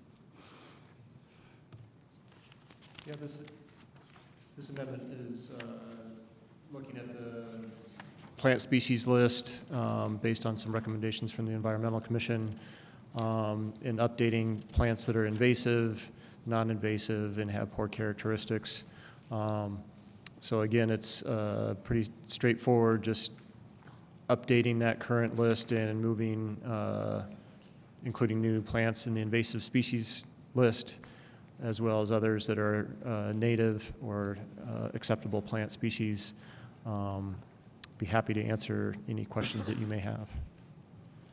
Very good. Questions for staff? Councilmember Granger. Thank you. Where else does this list appear? Because this is not the first time we've seen this, right? Which, the list before you, or the? All the, you know, the pages of this and not that. Yeah, this list has been modified several times through the process, and that's a reflection of some changes that have been based on input from the Environmental Commission and staff. Okay, it's, okay, perfect, thank you. And Director Porter corrected me, as well as Parks Department. So I apologize, it has been somewhat of a moving target since we started this process out through Plan Commission to where we are now. But That's fine, thank you. Further questions? Councilmember Piedmont Smith. I would like to move a friendly amendment to Amendment 50. And that is to add under prohibited invasive grasses, yellow groove bamboo. I will not try to pronounce the scientific name. Second. And this is at the recommendation of Linda Thompson, Senior Environmental Planner. Because bamboo is nasty and you can't get rid of it. Yep. I mean, I'm sorry. That was a little bit too frank, but anyway. You know it when you see it. Okay, other questions for the sponsor of the amendment to the amendment? Could you say the name of the invasive again, slowly? Yellow groove bamboo. Yellow groove? Mhm. Yeah. Yellow groove bamboo, thank you. No questions? Okay, how does staff support it?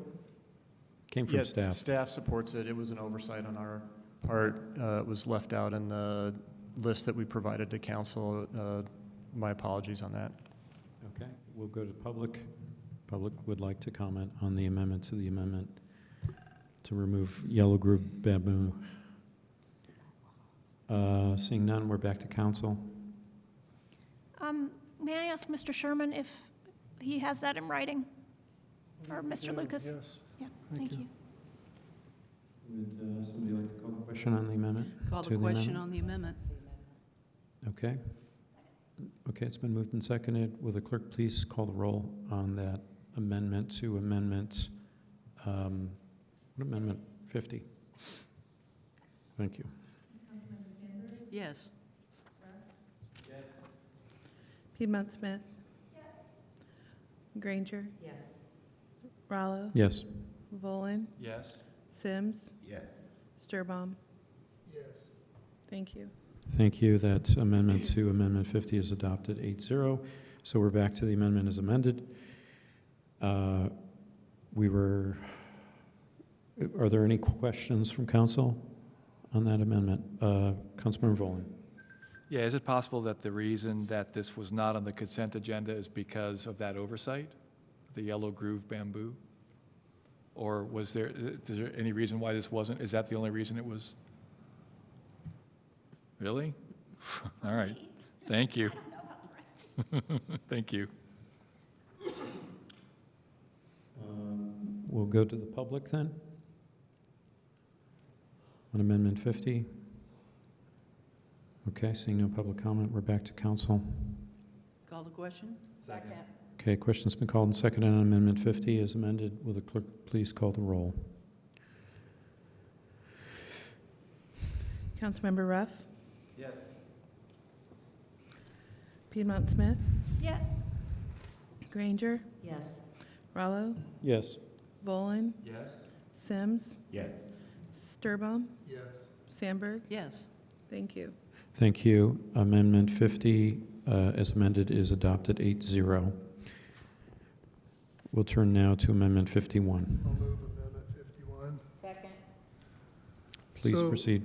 So this is before us to try and solve what I think was an oversight in the previous time we tried to fix the fence amendment, which, remember, allowed the friendly fence along the side yard. Above 5 feet, you had to have a open fence.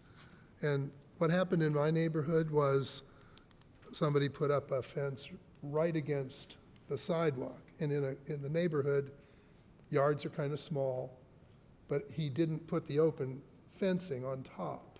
So he was going to have to modify it. And oddly, the rule came out that he would actually have to move the fence back about 7 feet from the sidewalk to match the side of the house instead of his property line. And this allows it to go to the property line, which would be right next to a sidewalk.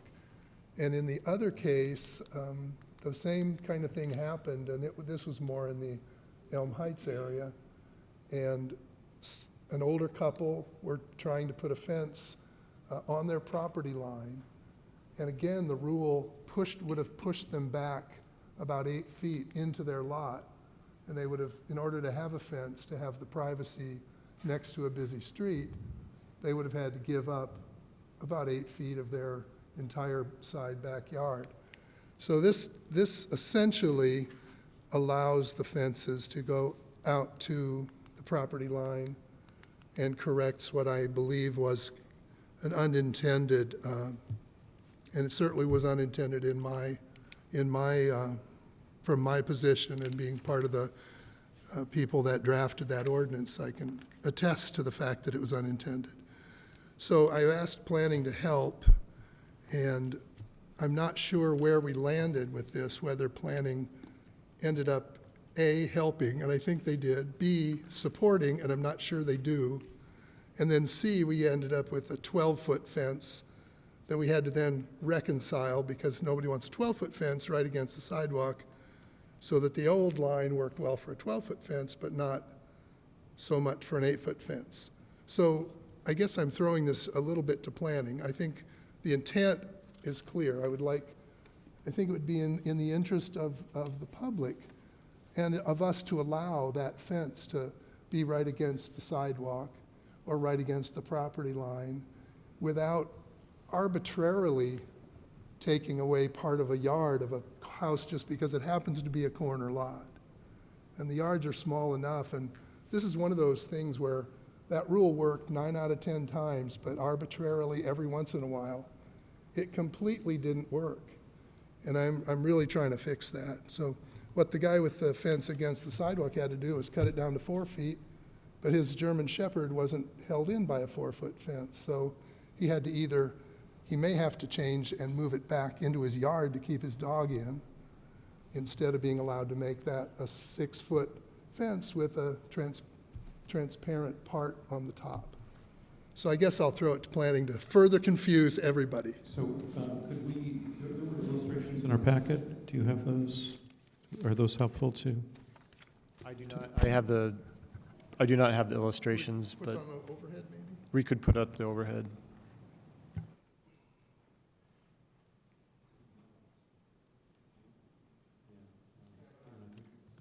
Distributed.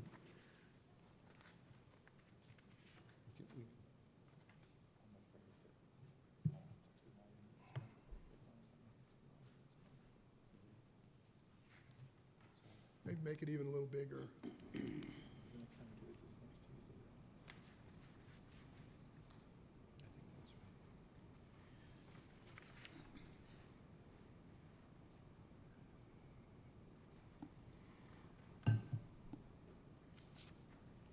So if you can see where that fence, that thing that looks like a fence there in the back sort of, is along the property line. And the side of the house, I think, would define the other line if you were going to, in the cases where we ran into trouble, they weren't allowed to bring them out to the property line. So this amendment is trying to allow that to happen. So now, I guess you will throw it to planning? Please, would planning care to comment? Yeah, so again, I think the intent was to specifically deal with corner lots. And again, with the recent changes with the fence ordinance, not regarding the 12-foot high, it does create some unique situations in how staff interprets corner lots. So corner lots, as you know, have two frontages, what would be your front yard. So in the situations, they would have to have their fence at 4 feet rather than the higher height. What Councilmember Sturbaum is proposing, that on on the secondary street, they could have a higher height. Now, in this instance, or in this illustration, that might be fine, but there are some instances, which I'll pull up a Google map, where a corner lot, you would have a conflict if your neighbor had a 4-foot high fence, which they would be required because they only have one frontage. But the corner lot, depending on the street prioritization, you could have an 8-foot fence that the neighbors would have a 4-foot fence. So, just for consistency, that's why staff would not recommend this.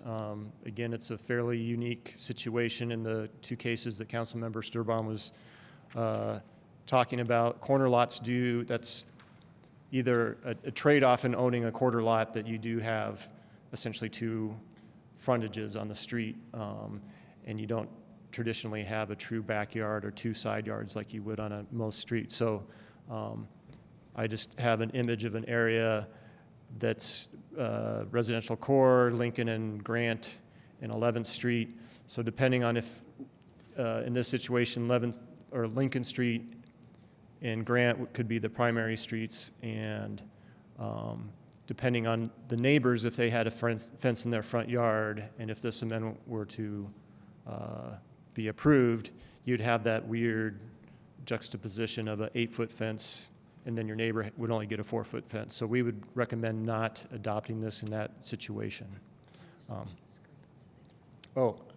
Thanks.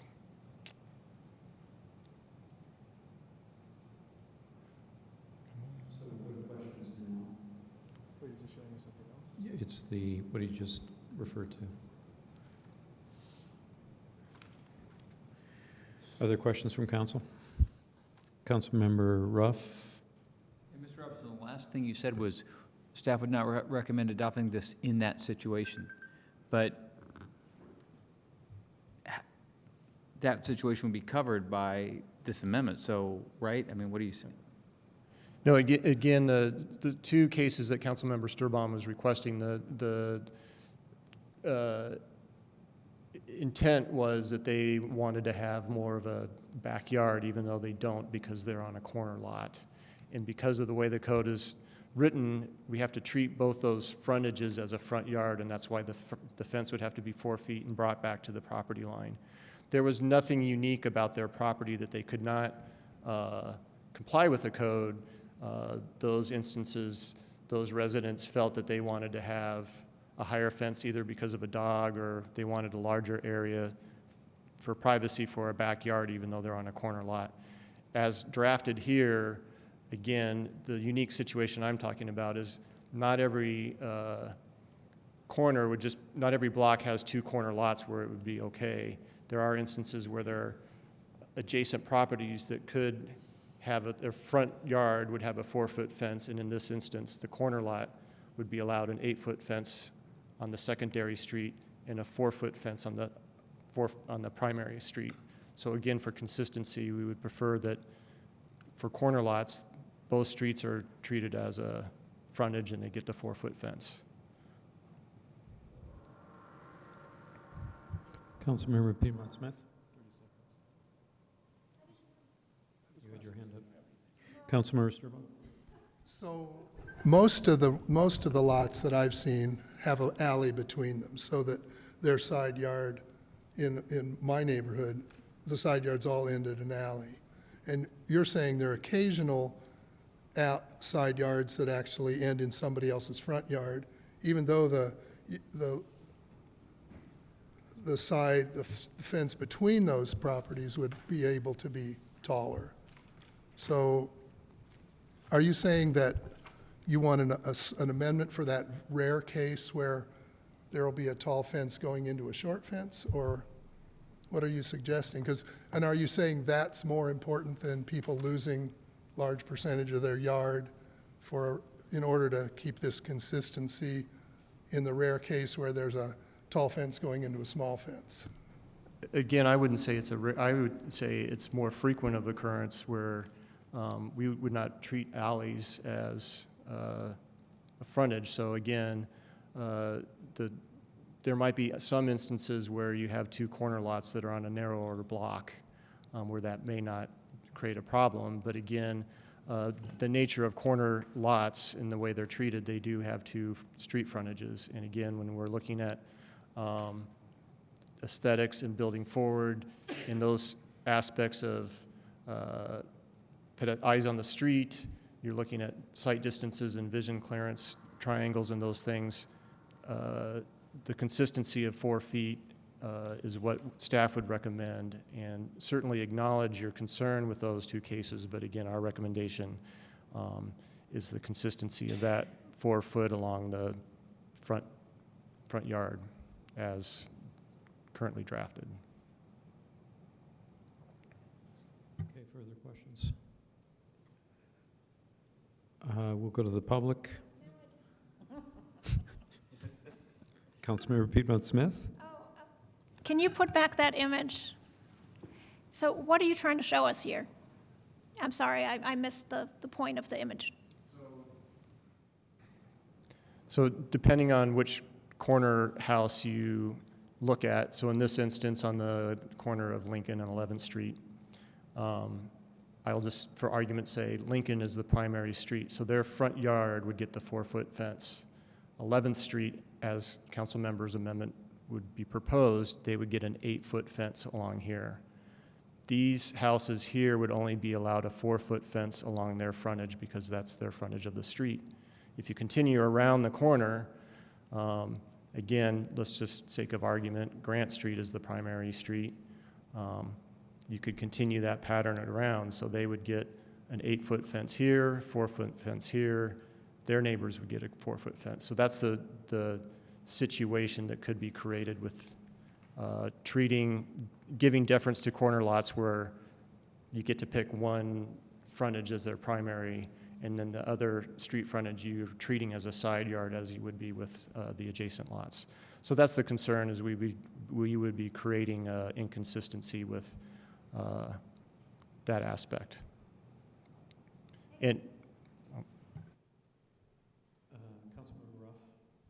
Well, why can't those situations just simply be accounted for under what is it, certain circumstances? Except under certain circumstances. I mean, I can't. It's the last few. Oh, that's just the summary? It's not in the language? I don't see it. Yeah. Well, then why is it in the summary? Is there a question? Do you understand the question, Mr. Robinson? Yeah, in the summary, The certain circumstances are the corner lots. oh, okay. No question. Okay. Other questions? So it's covered. Seeing none, we'll go. Apparently, he was mistaken. So we'll go to public. No public comments on this amendment, so we're back to council. Council member, let's go to questions first. Are there any unresolved questions? Seeing none, we'll go to comments. I think Councilmember Sturbaum and then Granger. Yeah, this condition, the condition that planning's even talking about exists already. People have already built fences, pre-fence rules. It's not a big problem. What is a problem is, I think that's what we have to decide. What's the public good? Is taking that much of their yard when it's a small core neighborhood yard for really quite an arbitrary reason, so that, like, we're taking their yard so that in some other instance there isn't a tall fence and then a short fence, and the rarity when there's another frontage that has a small fence with a big fence next to it. So I think we may not be able to write the perfect fence amendment. You know, I would like to see something about a way to address that issue, but I think if we're just going to write the best fence amendment we can at the moment, and we currently have a bad one because it's hurt 2 people to my knowledge in the last year, and in a way that made one person say, if I knew this is how Bloomington treated me, I would not have moved here. That's how much this old couple was upset by the fact that they couldn't put a fence to privacy their backyard. They were very upset, and the other guy, I just want to keep my dog in. Why does this have to be a 4-foot fence? Why do I have to give up this much of my yard to make a fence? So those are the human impacts. So we have to weigh that against the aesthetic of a fence stepping down occasionally when there's a rarity of those other frontages that planning pointed out, because most of the ones in my mind, those secondary frontages go back to an alley anyway. So they always have a fence and then a fence along the alley. So I think it's weighing the public good, and are we going to allow an ordinance to stand that, you know, in my testimony has really harmed 2 individuals in this last year, versus the kind of vague worry that maybe there will be an aesthetic problem when one fence hits another fence. So that's why I've brought this forward, really with those very individuals in mind, and I would appreciate support on that. Thank you. So we're on council comment on Amendment 51, and Councilmember Granger is next. Thank you.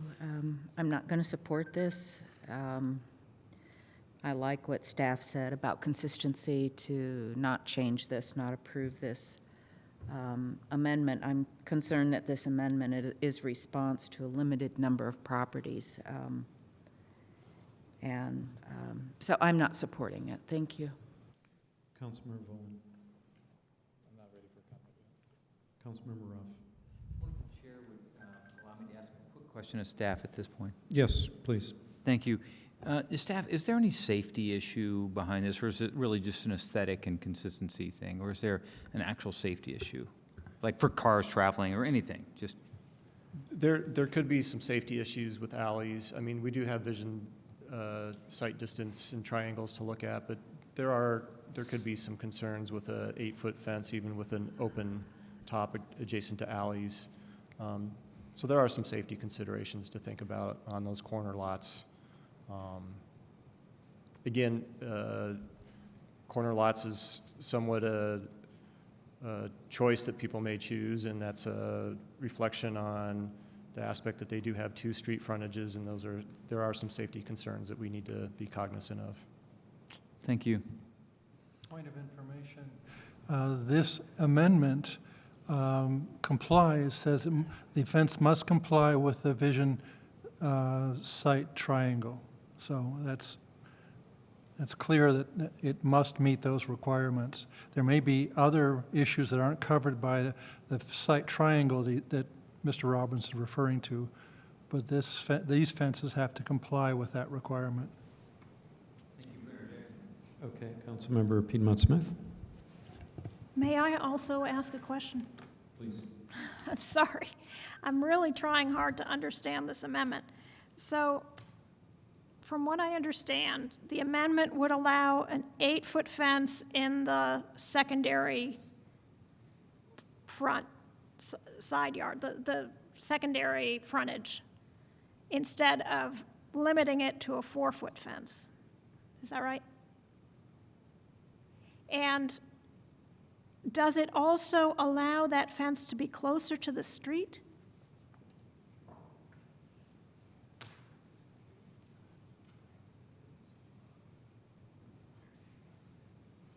So it's going to raise the height past the build 2 line in the R3 district. It's going to raise the height past the build 2 line in the R3 district. So currently, the build 2 line would be even with a house, for example. And so that would have to be 4 feet if it were past that build 2 line. Behind that build 2 line, it can be 8 feet currently. But this would allow it to go all the way up to the property line as 8 feet. If you're talking about what's in front of the yard, it's not doing that. On the primary, or on the secondary frontage. It still has to turn that corner. You don't start a larger fence until you're at the front edge of the house and back. Not helping understand. Well, I'm correcting that. All right, who is correct, Mr. Robinson? Again, this is, staff has looked at this closely, and again, we understand the intent, but we don't support it because we do believe it does create some, we could argue it does have to comply with site distances. You throw in street trees, on-street parking, those things, it does raise some concerns. Our interpretation is that it would allow for that fence to be forward of that build 2 line. So again, that's our interpretation. All right, so I don't Put the think fence you're sign quite, back up excuse again? me. The drawing, can we put the drawing back? Councilmember Sturbaum, can we just, I'm trying to see if Councilmember Piedmont Smith is satisfied. We're just getting conflicting answers. Yes, we're trying to resolve this, so Councilmember Piedmont Smith? So, from what I understand, staff is saying that currently, in front of the build 2 line, the fence on the secondary frontage cannot exceed 4 feet. And with this amendment, it would be able to go to 8 feet. Is that correct? That's correct. Thank you. Could I ask Dan Sherman if that's correct? Because that's not how we wrote the amendment. The permission of the chair to speak. Front wall frontage, and Councilmember Piedmont Smith is correct. The fence could be up to 8 feet tall. Anything above 5 feet would have to be open construction. It could go to the property line unless there were a sidewalk, and then the sidewalk would be, outside the fence. Mr. Chair, may I ask for a further clarification of that answer? We're on council questions right now, so would you like to ask a question? Okay, please. The fence is going to the front face of the house, that front build 2 line, and after the front build 2 line, it's reduced to 4 feet. And That's correct. I was talking about the secondary frontage, in other words, the corner lot secondary frontage, but on the address side of the house, it has to be the fence can be no more than 4 feet tall, so. Right, so see across the front, that's 4 feet. Turns a Right. corner, 4 feet, back to that edge of the house, then it is allowed to get up to 6 feet. 8 feet, yes. 8 feet. Yes, that's correct. That's what I was trying to explain, because I didn't Yeah. think that's how it was getting answered. And if it allowed the 8-foot wall to the front of the corner, I would have withdrawn the amendment. That isn't how I intended it. I don't believe it was how it's written, and I'm sure it isn't. So that's where that stops, and that's why taller fence starts behind the front of the house. Okay, so we're still on council questions. Councilmember Piedmont Smith. So I read in the amendment, in the R3 district, fences and walls along the lot frontage of the secondary front building wall shall comply with section N2, and those fences and walls located forward of the building 2 or front building setback line shall not exceed 8 feet in height. So it does not read the way that Councilmember Sturbaum has just described that he wants it to read. Staff, is that your interpretation as well? So if Councilmember Sturbaum, if his intention was for the maximum fence height in front of the build 2 line to be 4 feet, then he would need to change his amendment. I have to ask Dan Sherman to clarify this. He wrote this.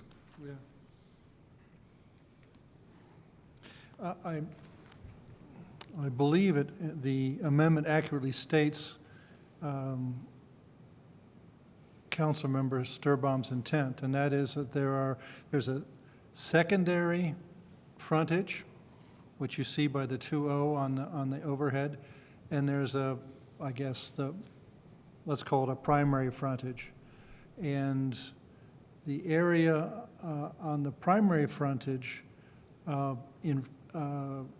forward of the build 2 line, now it's in front of the house, can be no more than 4 feet tall. So that's where you see that short fence, on 2 sides. And then on the side frontage, on the secondary frontage, from the building to the rear of the lot, it could be 8 feet tall. So you see the taller fence right there. And I believe that's how it's written, and that's how it is displayed on the overhead. Okay. And staff is consistent with that interpretation? Okay. So we're still in questions, so Councilmember Volin is next. It's a minor question, but the section of fence, it's a minor question, but the section of fence that is parallel with the front of the house between the letter C and the letter F, does that supposed to match the 8 feet of the back or the 4 feet of the front? The one that's parallel to the secondary frontage. Does everyone know the little section I'm talking about? No. It's 90 degrees that way. It's attached to the house. That little section between the house and the street, that's it. What height is that section of fence? No, it's funny, isn't it? So it would depend on the build 2 line. It could be 8 feet if the build 2 line, if that fence was in front of the build 2 line. So as written, that would be part of the primary facade. So it would have to be 4 feet if it were somehow in front of the block face average. The build 2 line, sorry. Sorry, no, I'm just not. Are you saying that if it's like 1 foot behind the facade of the house, then it could be 8 feet, but if it's at the facade of the house, then it's 4 feet? Depending on where the build 2 line actually is. So the build 2 line is based on the average of the block. So it's not necessarily the house. It doesn't necessarily have to exist at the build 2 line currently, if it's an older house, for example. Could be 2 or 3 feet different. Sure, yeah, exactly. But you could make it 8 feet tall if you get back to the right line. It's complicated, isn't Where it? is the line? Where is the build 2 line for that So, section of fence? In this picture, it would appear that it would be even with the facade, just since they're all drawn together. In a lot of older neighborhoods, they vary, so it could be a couple feet behind the facade of the current structure. So, I mean, if, in this picture, this house, which can go 4 feet, a 4-foot fence can go from the primary frontage back to the facade of the house, and then it becomes 8 feet. We can't determine from this picture I can help. I think it's been explained. It's to the build to line, so it's variable. So. I don't know whether, I would ask Mr. Further Sturbaum, questions? I still have time, I would ask Mr. Sturbaum, where is the build-to line for that section of fence? The illustration is assuming the build-to line is flush with the front of the house. Okay, so if That's it's why the flush, fence turned back there. so if it's flush with the front of the house, what would the homeowner have to do to build an 8-foot section of that fence? Now, how far back would it have to go? Well, in this case, he can build it right where it's drawn.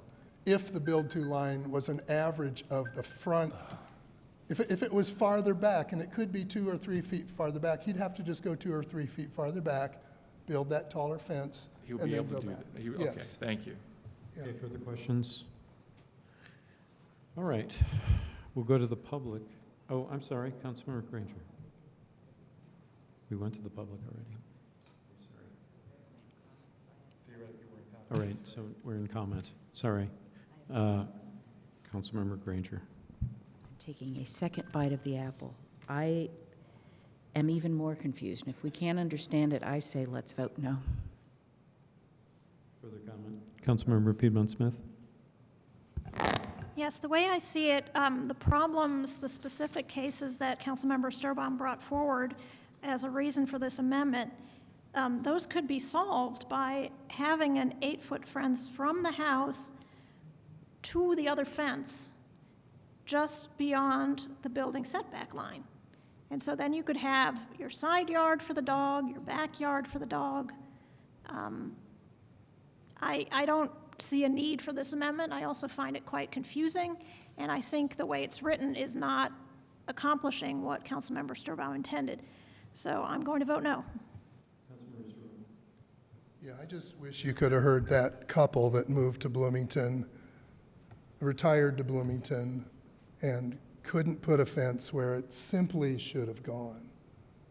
And what it was, if that was their backyard, they would have had to build the fence on that, see that little straight line going back to E, or whatever that is that's E.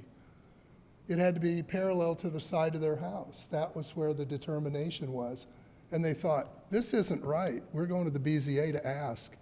They went to the BZA several times, and because of the strictness of the language of the current ordinance, the BZA turned them down 2, maybe 3, at least 2 times.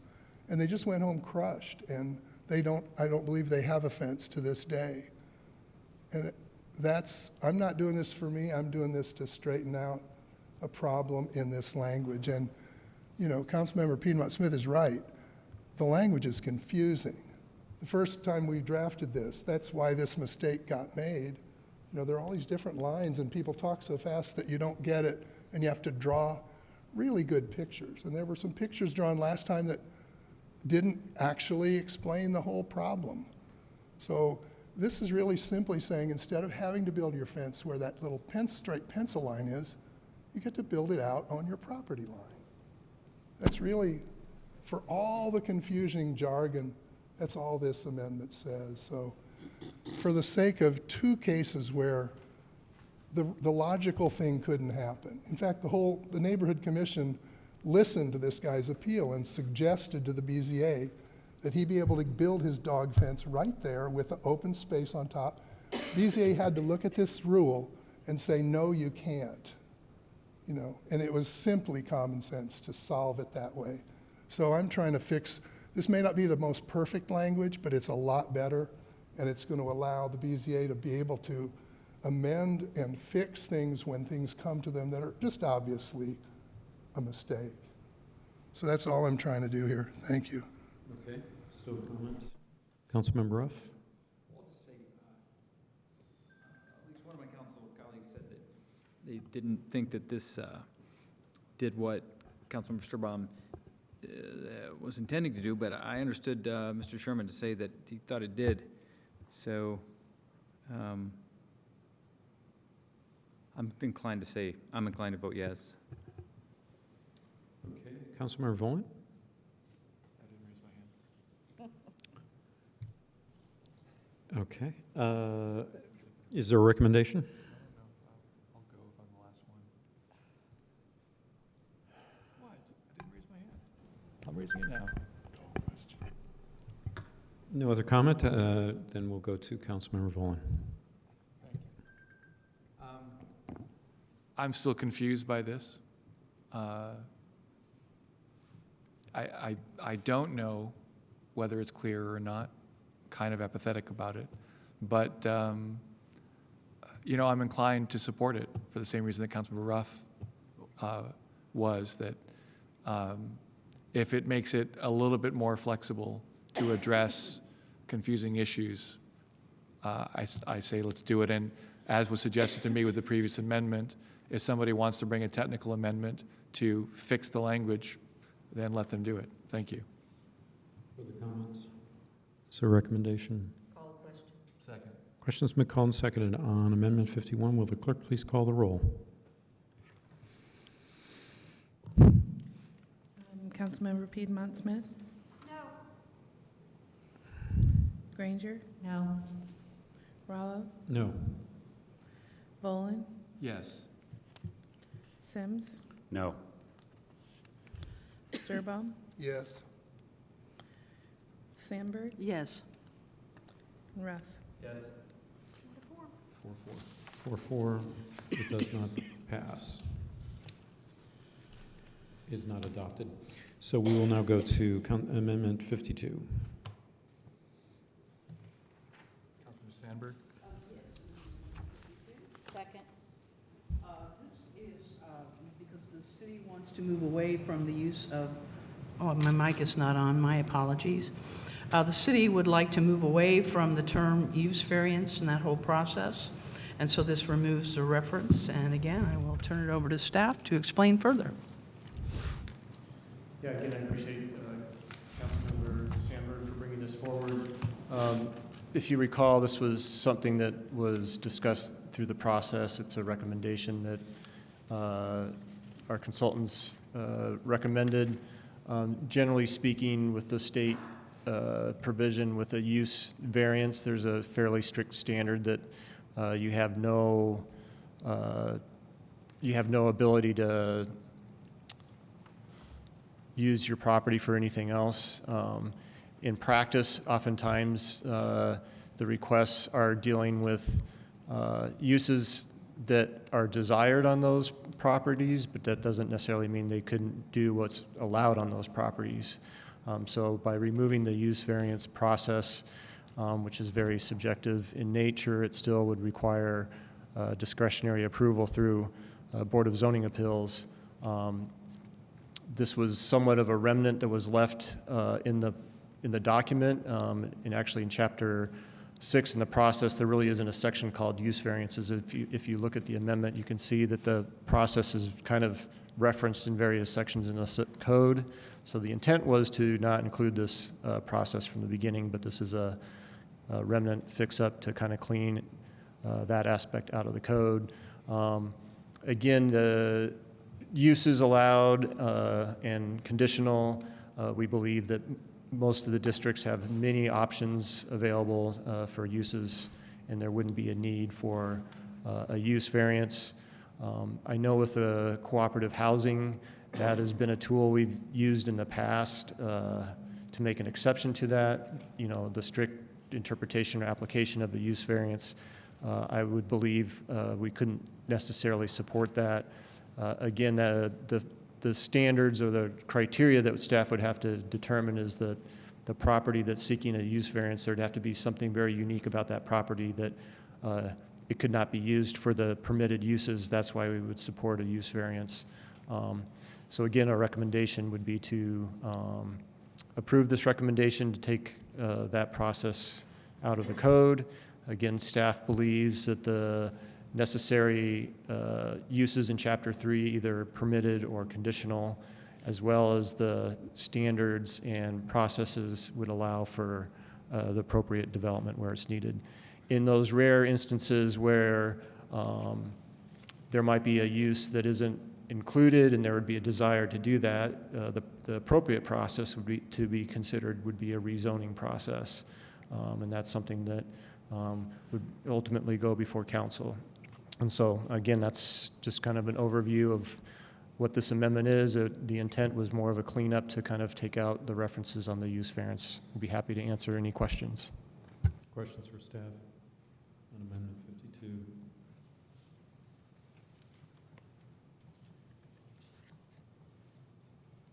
Okay, seeing none, we'll go to public. No public comments, so we're back to council for a second chance at questions or comment.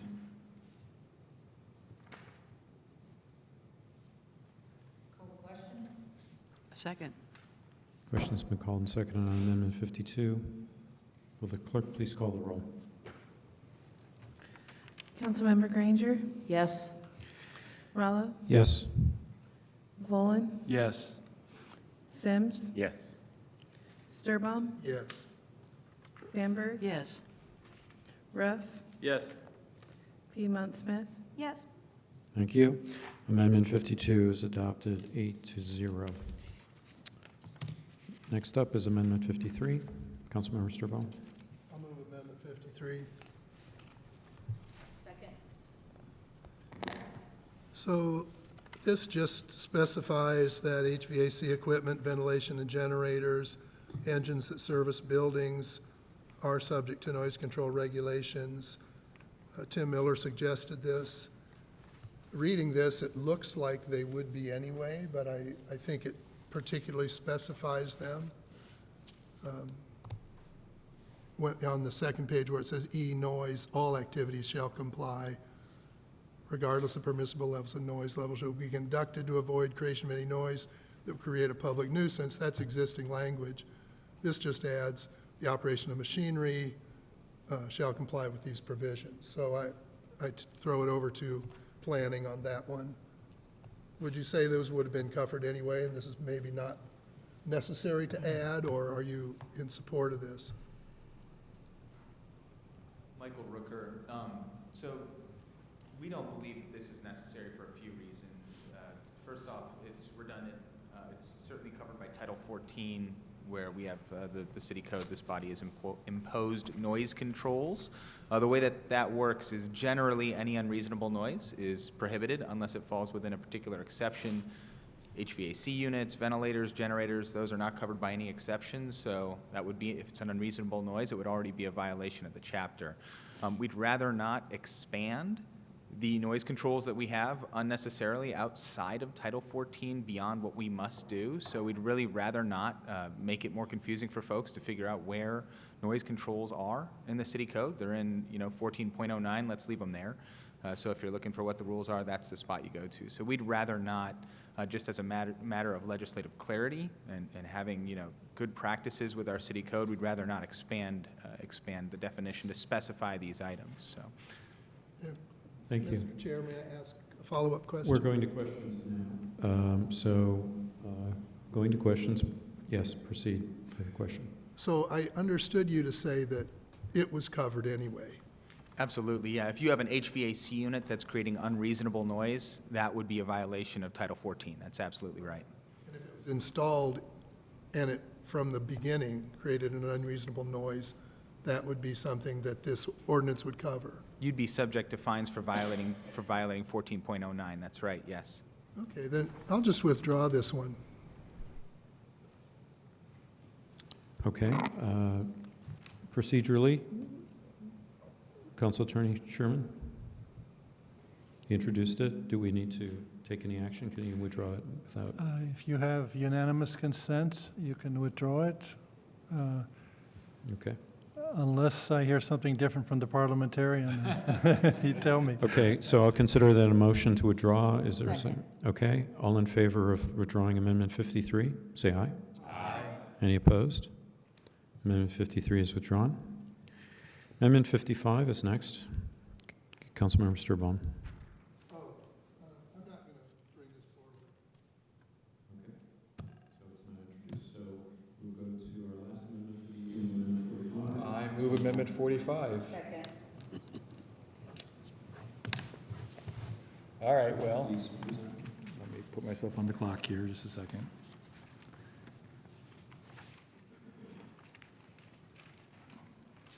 Mr. Chair, as you can see, I am a little bit underprepared to present this tonight. I had hoped to be able to present it because I figured we were going to go with all the other amendments. But I will take my best effort here. I do not have my computer with me. I spent 3 hours today at the county dealing with the Convention Center Food and Beverage Advisory Commission. But I'll do my best here to summarize the changes of this, that this amendment recommends. The first aspect of this amendment that people should know is that in the UDO, there are parking minimums and parking maximums. And while I still feel that the parking minima should be eliminated, the same language was used to describe minimums and maximums. The word was requirement.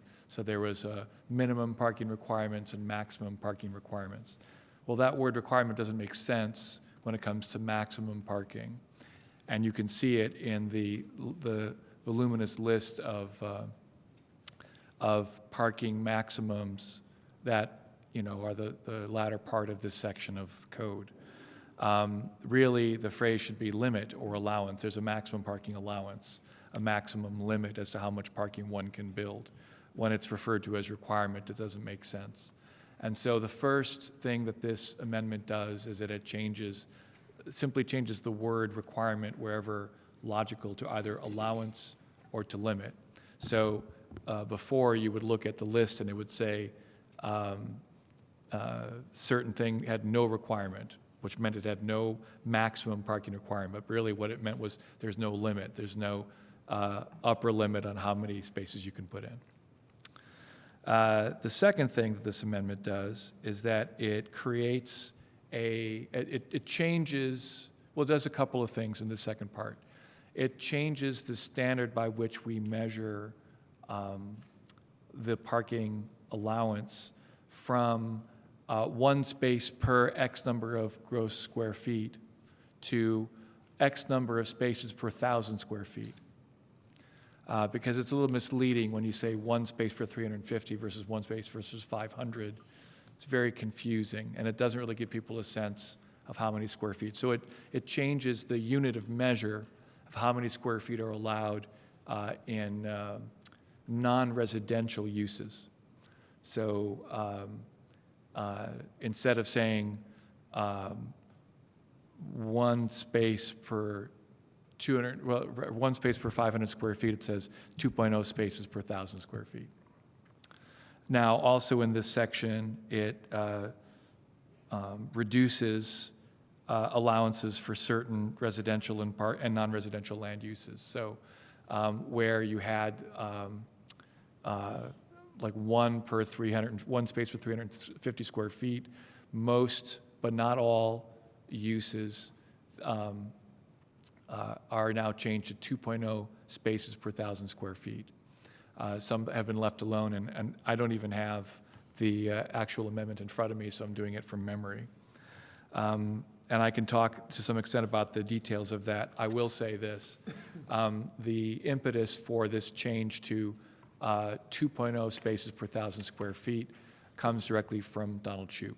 So in a chapter of The High Cost of Free Parking, he analyzes the usage of parking in 40-some cities around the world, 30 of which or so were in the U.S., 3 of which were college metros like Bloomington. They were Logan, Utah, Chapel Hill, North Carolina, and State College, Pennsylvania. And in the cities across the country that had measured how many spaces per 1,000 square feet each typical city had, the average was 2.8 parking spaces per 1,000 square feet. This study was done in 1996. So at that time, 2.8 spaces per 1,000 square feet was the nationwide standard. In those 3 cities that his study considered, the average usage was 2.1 spaces per 1,000 square feet. So I felt that we should have a lower standard, that in this day and age, 25 years later, when climate change is a big deal, and we know we have vastly oversubscribed the amount of parking in the community, that we should be lowering that average. And I wanted to go to 1.5 spaces per 1,000 square feet. But instead, I settled on 2, which was many commercial uses were at 2.0 spaces per 1,000 square feet. But this does, in fact, reduce all new uses, not existing ones, new uses to 2.0. We have successfully reduced the average number of spaces in the downtown to 0.5 spaces per bedroom for residential use. And I think that this is a number that we should be making our new maximum allowance. Finally, this amendment creates a default parking allowance. The vast majority of non-residential uses we shouldn't be distinguishing. This is something that Shoup actually mocked when he presented in this very room in 2005. The utter arbitrariness that planners across the country use to decide parking, because there was no science at the time. He enjoyed, for example, citing cities that had said that a nunnery should have 1 space per 10 nuns. Why is that? It's completely arbitrary. So I think that we can say that we should have a standard across the board. That standard calls for 2.0 spaces per 1,000 square feet as a standard. And the third part of this amendment actually starts ratcheting down the maximum allowable parking per year by a factor of about 3%. So in 2020, the number will be 2.0. In 2021, the number will be 1.97 spaces per 1,000 square feet, and so on for the next 20 years until by 2040, a new use will be allowed 1.4 parking spaces per 1,000 square feet. The same goes for residential, but it reduces it by 1 percentage point per year. So next year it'll be 0.50 spaces per bedroom. 2021 will be 0.49, 0.48. By 2040, the figure will be 0.3 spaces. That is the ratio of parking that currently exists in Smallwood Plaza. So those are the gist of the amendment, and at this point, I'll turn it over to staff for their opinion. Thank you, Councilmember Volin. We had discussed his idea and concepts, and I think there's 3 general concerns that staff would have with this proposal. The terminology with allowance, I think that's semantics. Don't have any concerns with that. Generally, treating all uses alike does create some issues that we might need to look at. Certainly understand when you look at averages across all uses, 2.0 might be appropriate, but when you start looking at specific uses, there might be a scaling effect. So for example, when I was looking at a grocery store versus a pawn shop, those inevitably would have 2 different demand, I guess, for parking maximums. If I remember correctly, as proposed, a grocery store would allow, if you just assume a grocery store is 1,000 feet for simplicity, they would have a maximum of 5 spaces, and a pawn shop would have 3. This amendment, they both be treated the same. I think we can all imagine that a pawn shop probably doesn't have the same demand as a grocery store. So that would be the one concern, is that we're using a uniform standard across all the uses. Secondly, we have updated our use list, so I don't think we have nuns and old type of uses that we're basing those standards on. We have updated that. So again, the example that Mr. Volin provided is comical, but again, I don't think we have those type of uses that we need to worry about. My favorite was we did have a pager store in our current code, which those no longer exist, as I believe. And then lastly, the idea here is to ratchet down over time, I think is an interesting concept.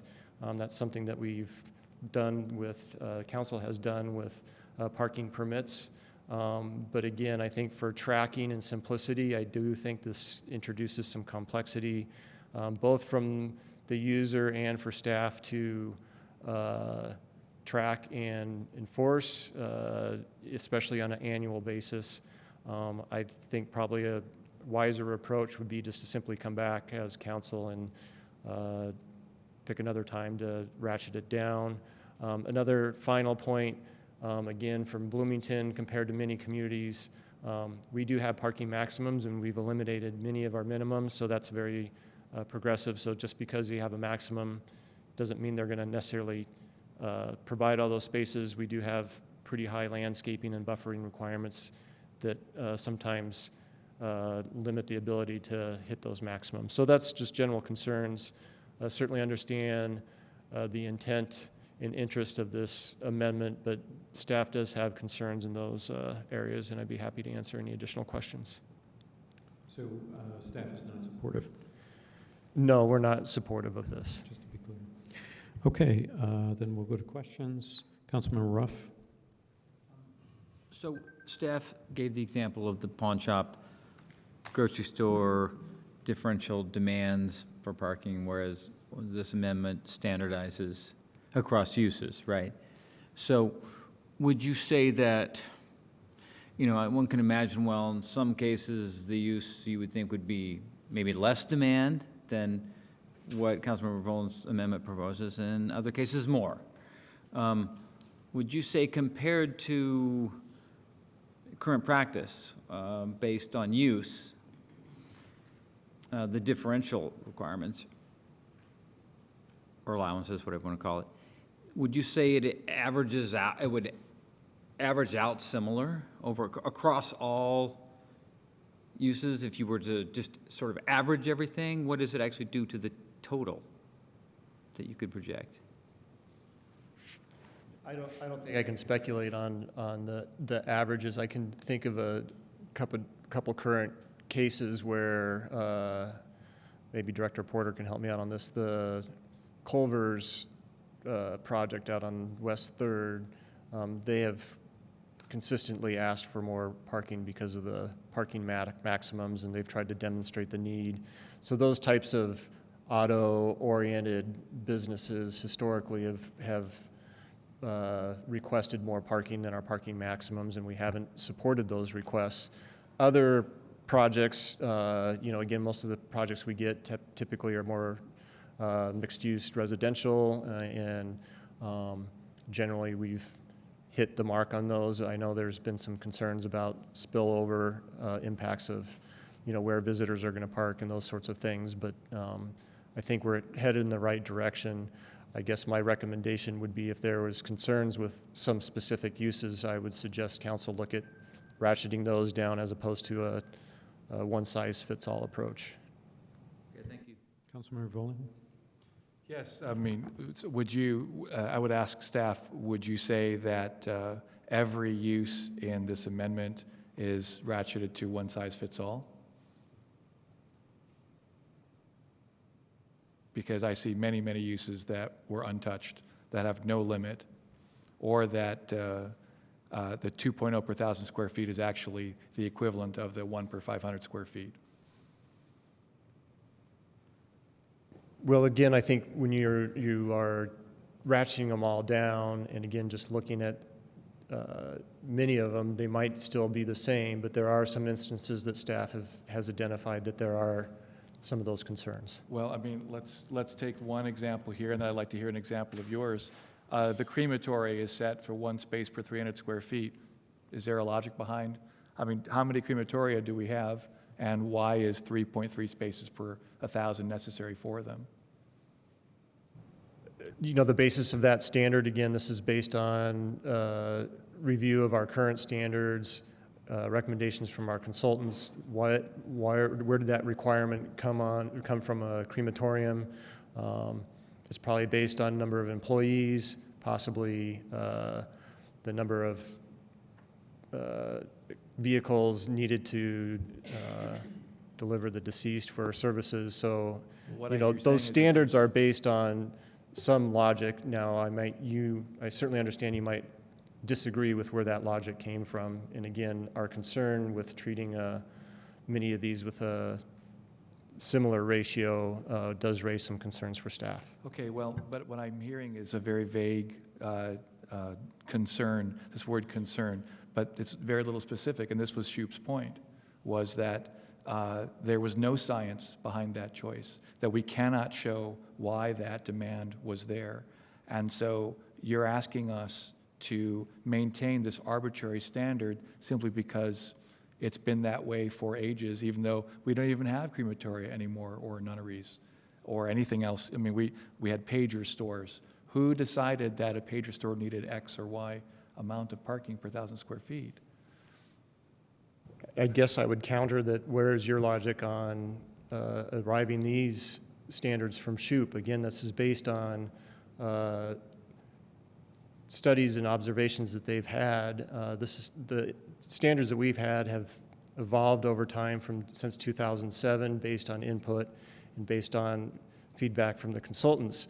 In our conversation, my recommendation was to be more targeted and focus use specific rather than one-size-fits-all approach. And again, that was my recommendation. If there were some uses that you felt were being overparked, again, we certainly understand the nature and intent of your amendment. I can't necessarily give you scientific findings for why a crematorium was based on this amount or that amount, but I can tell you on some of the more frequent types of uses that we get, as an example for auto-oriented businesses, they do often request for more parking than what our code allows. So thank you. So further questions? Councilmember Piedmont Smith? Yeah, this is a question for the sponsor. So I see that the default allowance for non-residential, which refers back to the table, which is another part of the amendment, is applied to many different categories. And I am concerned that these different categories will have different levels of need for parking. I mean, a large fitness center, unfortunately, most people drive to fitness centers, is going to have a lot more need than, you know, a storage facility or something, or a pawn shop. So to apply the same default allowance for such disparate uses, I wonder why you think that is not a problem. Well, what this does instead is say that parking is based on gross floor area, not on use. It's sort of the same principle behind form-based code, that it's not about the use of the building, it's about its form. In this case, it's about how much space. So yes, I'm certainly going to concede that there are some uses that are more intense than others. But I would ask about the example set by Mr. Robinson, pawn shop versus a grocery store. How many pawn shops are the size of a grocery store? The grocery stores usually are larger, and so they need more parking per square foot. But I also question the word need. There's no need for parking, there's a demand for it. And to say that a business needs parking, no, demand is part of its success equation, okay? But we've devoted so much land to parking that it's frankly obscene. There's that word again. So I would just say that this only changes for the future. It does not require any current usage to change, but any future new project should conform to this modestly lower allowance, which is not that different than 1996. So I'd like to ask a question of the sponsor. So maybe the grocery store versus pawn shop, I could see, you know, the square footage would obviously make a difference and would impact the number of spaces. But just going back to Councilmember Piedmont Smith's example of a pawn shop versus a fitness center, like they seem to be very close in size, but the use would be very, very different. So what were the original numbers? Let's see. First of all, why is a small fitness center only need 3.3 spaces per 1,000 square feet, but a large fitness center needs 2.5 spaces per I guess what 1,000 I'm square feet. saying, though, is that what you're implying with this amendment, not what is an existing code, but your amendment is saying treat them the same, and they're clearly not the same in terms of use. Is that correct? Treat most things the same, not everyone. No, and my example, that example, pawn shop versus fitness center, for Yeah. instance. Okay. Yeah. All right. Other questions? Yeah. Councilmember Volin. So I'd like to ask staff, or frankly any member of the council, but I'll direct it to staff, are there specific uses that you think should be given a larger than 2.0 per 1,000 square feet, like that you would be content with pulling out in order to get the standard changed?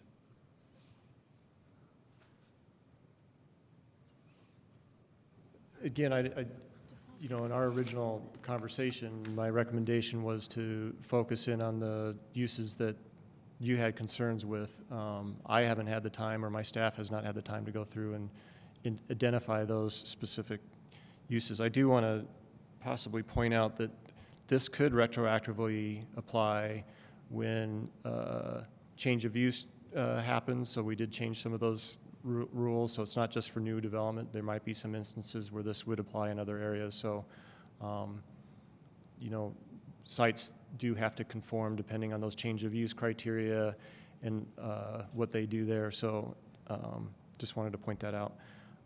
Off the top of my head, I don't think I can run through the full list and provide any of those recommendations. Because I'd like to point out that a technical amendment could address any number of concerns that people have about a particular issue. But if we really think a mortuary needs 3.3 spaces per 1,000 square feet, then fine. Thank you. Further questions? Okay, seeing none, we'll go to the public. Seeing no public comment, we're back to council. Final questions or comments? Comments then? Councilmember Sandberg, I think, was... This is just, again, combined with staff's not recommending this. It's just a bit overreaching to me. I respect the nobility of the intent, but I think when you're doing a percentage of ratcheting down over the next 20 years, we're also failing to take in consideration the changing evolution of transportation itself, that vehicles in the future may be powered in different ways. We may not be able to reach our goals of an ideal utopian transit system that would alleviate the need for cars. So in addition to the usage factor that none of us can really predict with 100% accuracy, we also are not factoring in other elements of innovation that are going to help us address our climate action concerns. So I will be voting no on this. Thank you. Comment? Councilmember Piedmont-Smith. Yeah, I really like the part that changes parking requirements to parking allowance. It really kind of shifts the perspective on parking. And it just makes more logical sense when you're talking about limits and such. I think the more substantive part of this ordinance in tying parking allowances directly to square footage for non-residential is something I would really need to study more. I would need to look into studies more recent than 1996 and see what has been shown to work and whether this approach has been shown to work in other communities. I mean, I've never seen this where non-commercial uses are, are applied, they have the same parking table applied across the board. I'm not saying that's not good, because certainly a lot of our status quo attitudes towards transportation are not good. So maybe this is a better way to go, but I have not had enough time. I haven't had time to, discuss with Councilmember Volin and others what the, pros and cons are. I also respect staff's feeling that this is, too much really to take in at this time. I don't know what unintended consequences, negative consequences there might be here, so I do not feel comfortable supporting this today. Thank you. Okay, Councilmember Volin? Yeah, it's pretty clear that this isn't going to pass as is, so I am thinking about ways of at least preserving the part that no one should disagree with, which is the changing the term requirement to allowance or limit, and changing the unit of measure from 1 space per X square feet to X spaces per 1,000 square feet. I still think those are good standards that we should be using from now on, so we have a better and easier idea of being able to compare uses. But I'm thinking about withdrawing the amendment so that I can strip out the controversial part that people do not seem to be able to accept yet, that we have too much parking and we are continuing to allow too much parking to be built, even though, again, this would only affect new uses or changes of use. The default parking allowance chart, what I've not heard anyone say tonight is whether they would have a problem with the reduction of residential parking from 0.5 to 0.3 over 20 years. It's a very, very reasonable change. The residential is much more standard and common than non-residential, and I would like to be able to retain that, so I may have to build that as a part of the amendment that can be stripped out and people can vote on it separately.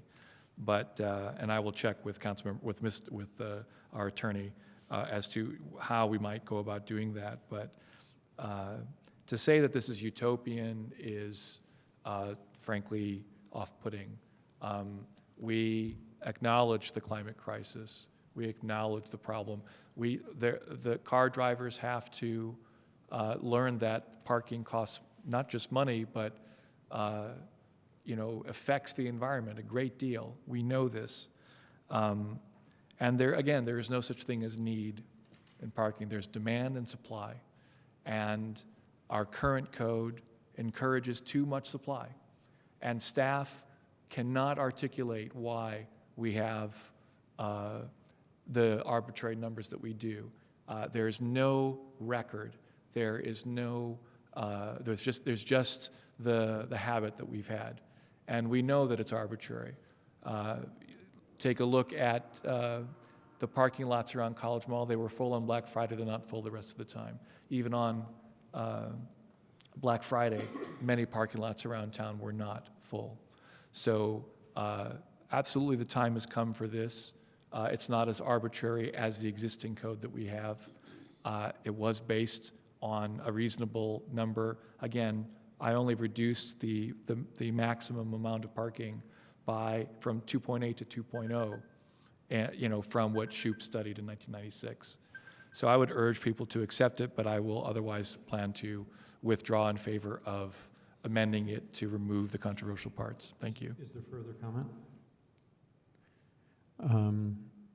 I will just say that I'm favorable to certain aspects of it. I'm unresolved in terms of that, of the declining parking allowances over time. I think that I'm trying to determine if it's better to just revisit this and then lower them rather than have staff continually modify. But I think the biggest fatal flaw is that treating a number of different uses as the same is very problematic, because I think that's really a fatal flaw. So with that, yes, Councilmember Piedmont-Smith? Just a very brief comment in case the sponsor does decide to bring back a different version of this. I like the terminology allowances, parking allowances, but on the other hand, I do not like changing no requirement to no limit in various places in Table 410, because it makes it sound like, hey, you can have as much parking as you want. The no requirement was better, because it was like, okay, you're not required to have any parking. So if we could tweak that, if you bring this back, that would be appreciated. Thank you. Okay, further comment? Councilmember Volin? To respond to that particular question about terminology, so if you change no requirement to no allowance, it would imply that no parking is allowed at all, so we couldn't use that word. If you say no limit, that's no change. I mean, they had no maximum requirement. We're just changing the term to no maximum limit. I don't know a better word. It doesn't, again, this is the section on maximum parking allowances, not on minimum parking requirements. So I do not see a better word than limit. It was the least controversial word discussed tonight. So if Councilmember Piedmont Smith has a better suggestion, then, I mean, no requirement, I think, is confusing in a section on maximum parking allowance. Thank you. Mr. Chair, I'd like to withdraw Amendment 45 to amend it and bring it back later as a technical amendment. Okay, there's been a motion and second. Council Attorney Sherman, this requires unanimous consent, correct? To withdraw.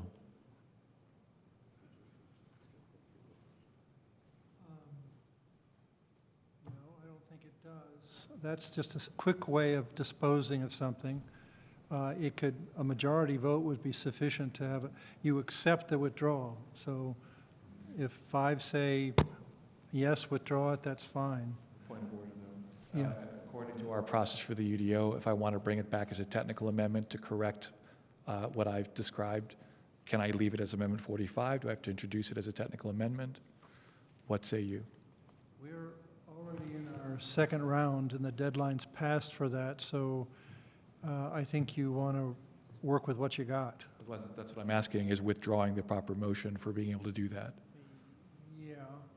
Or is it postponing it? You don't want to postpone it. Okay, then, I mean, but as long as the motion is understood that it's withdrawing to bring back the non-controversial technical aspects. That would mean it would have to go out, just as a practical matter, it would have to go out this week. That's fine. And there may be more work to it than. I'm just worried about the motion right now. All right. Okay, so my motion stands as stated. Yes. And it's been seconded. So will the clerk please call the roll Voice vote? to withdraw? I think that we need to determine a majority. So we better have a roll call vote.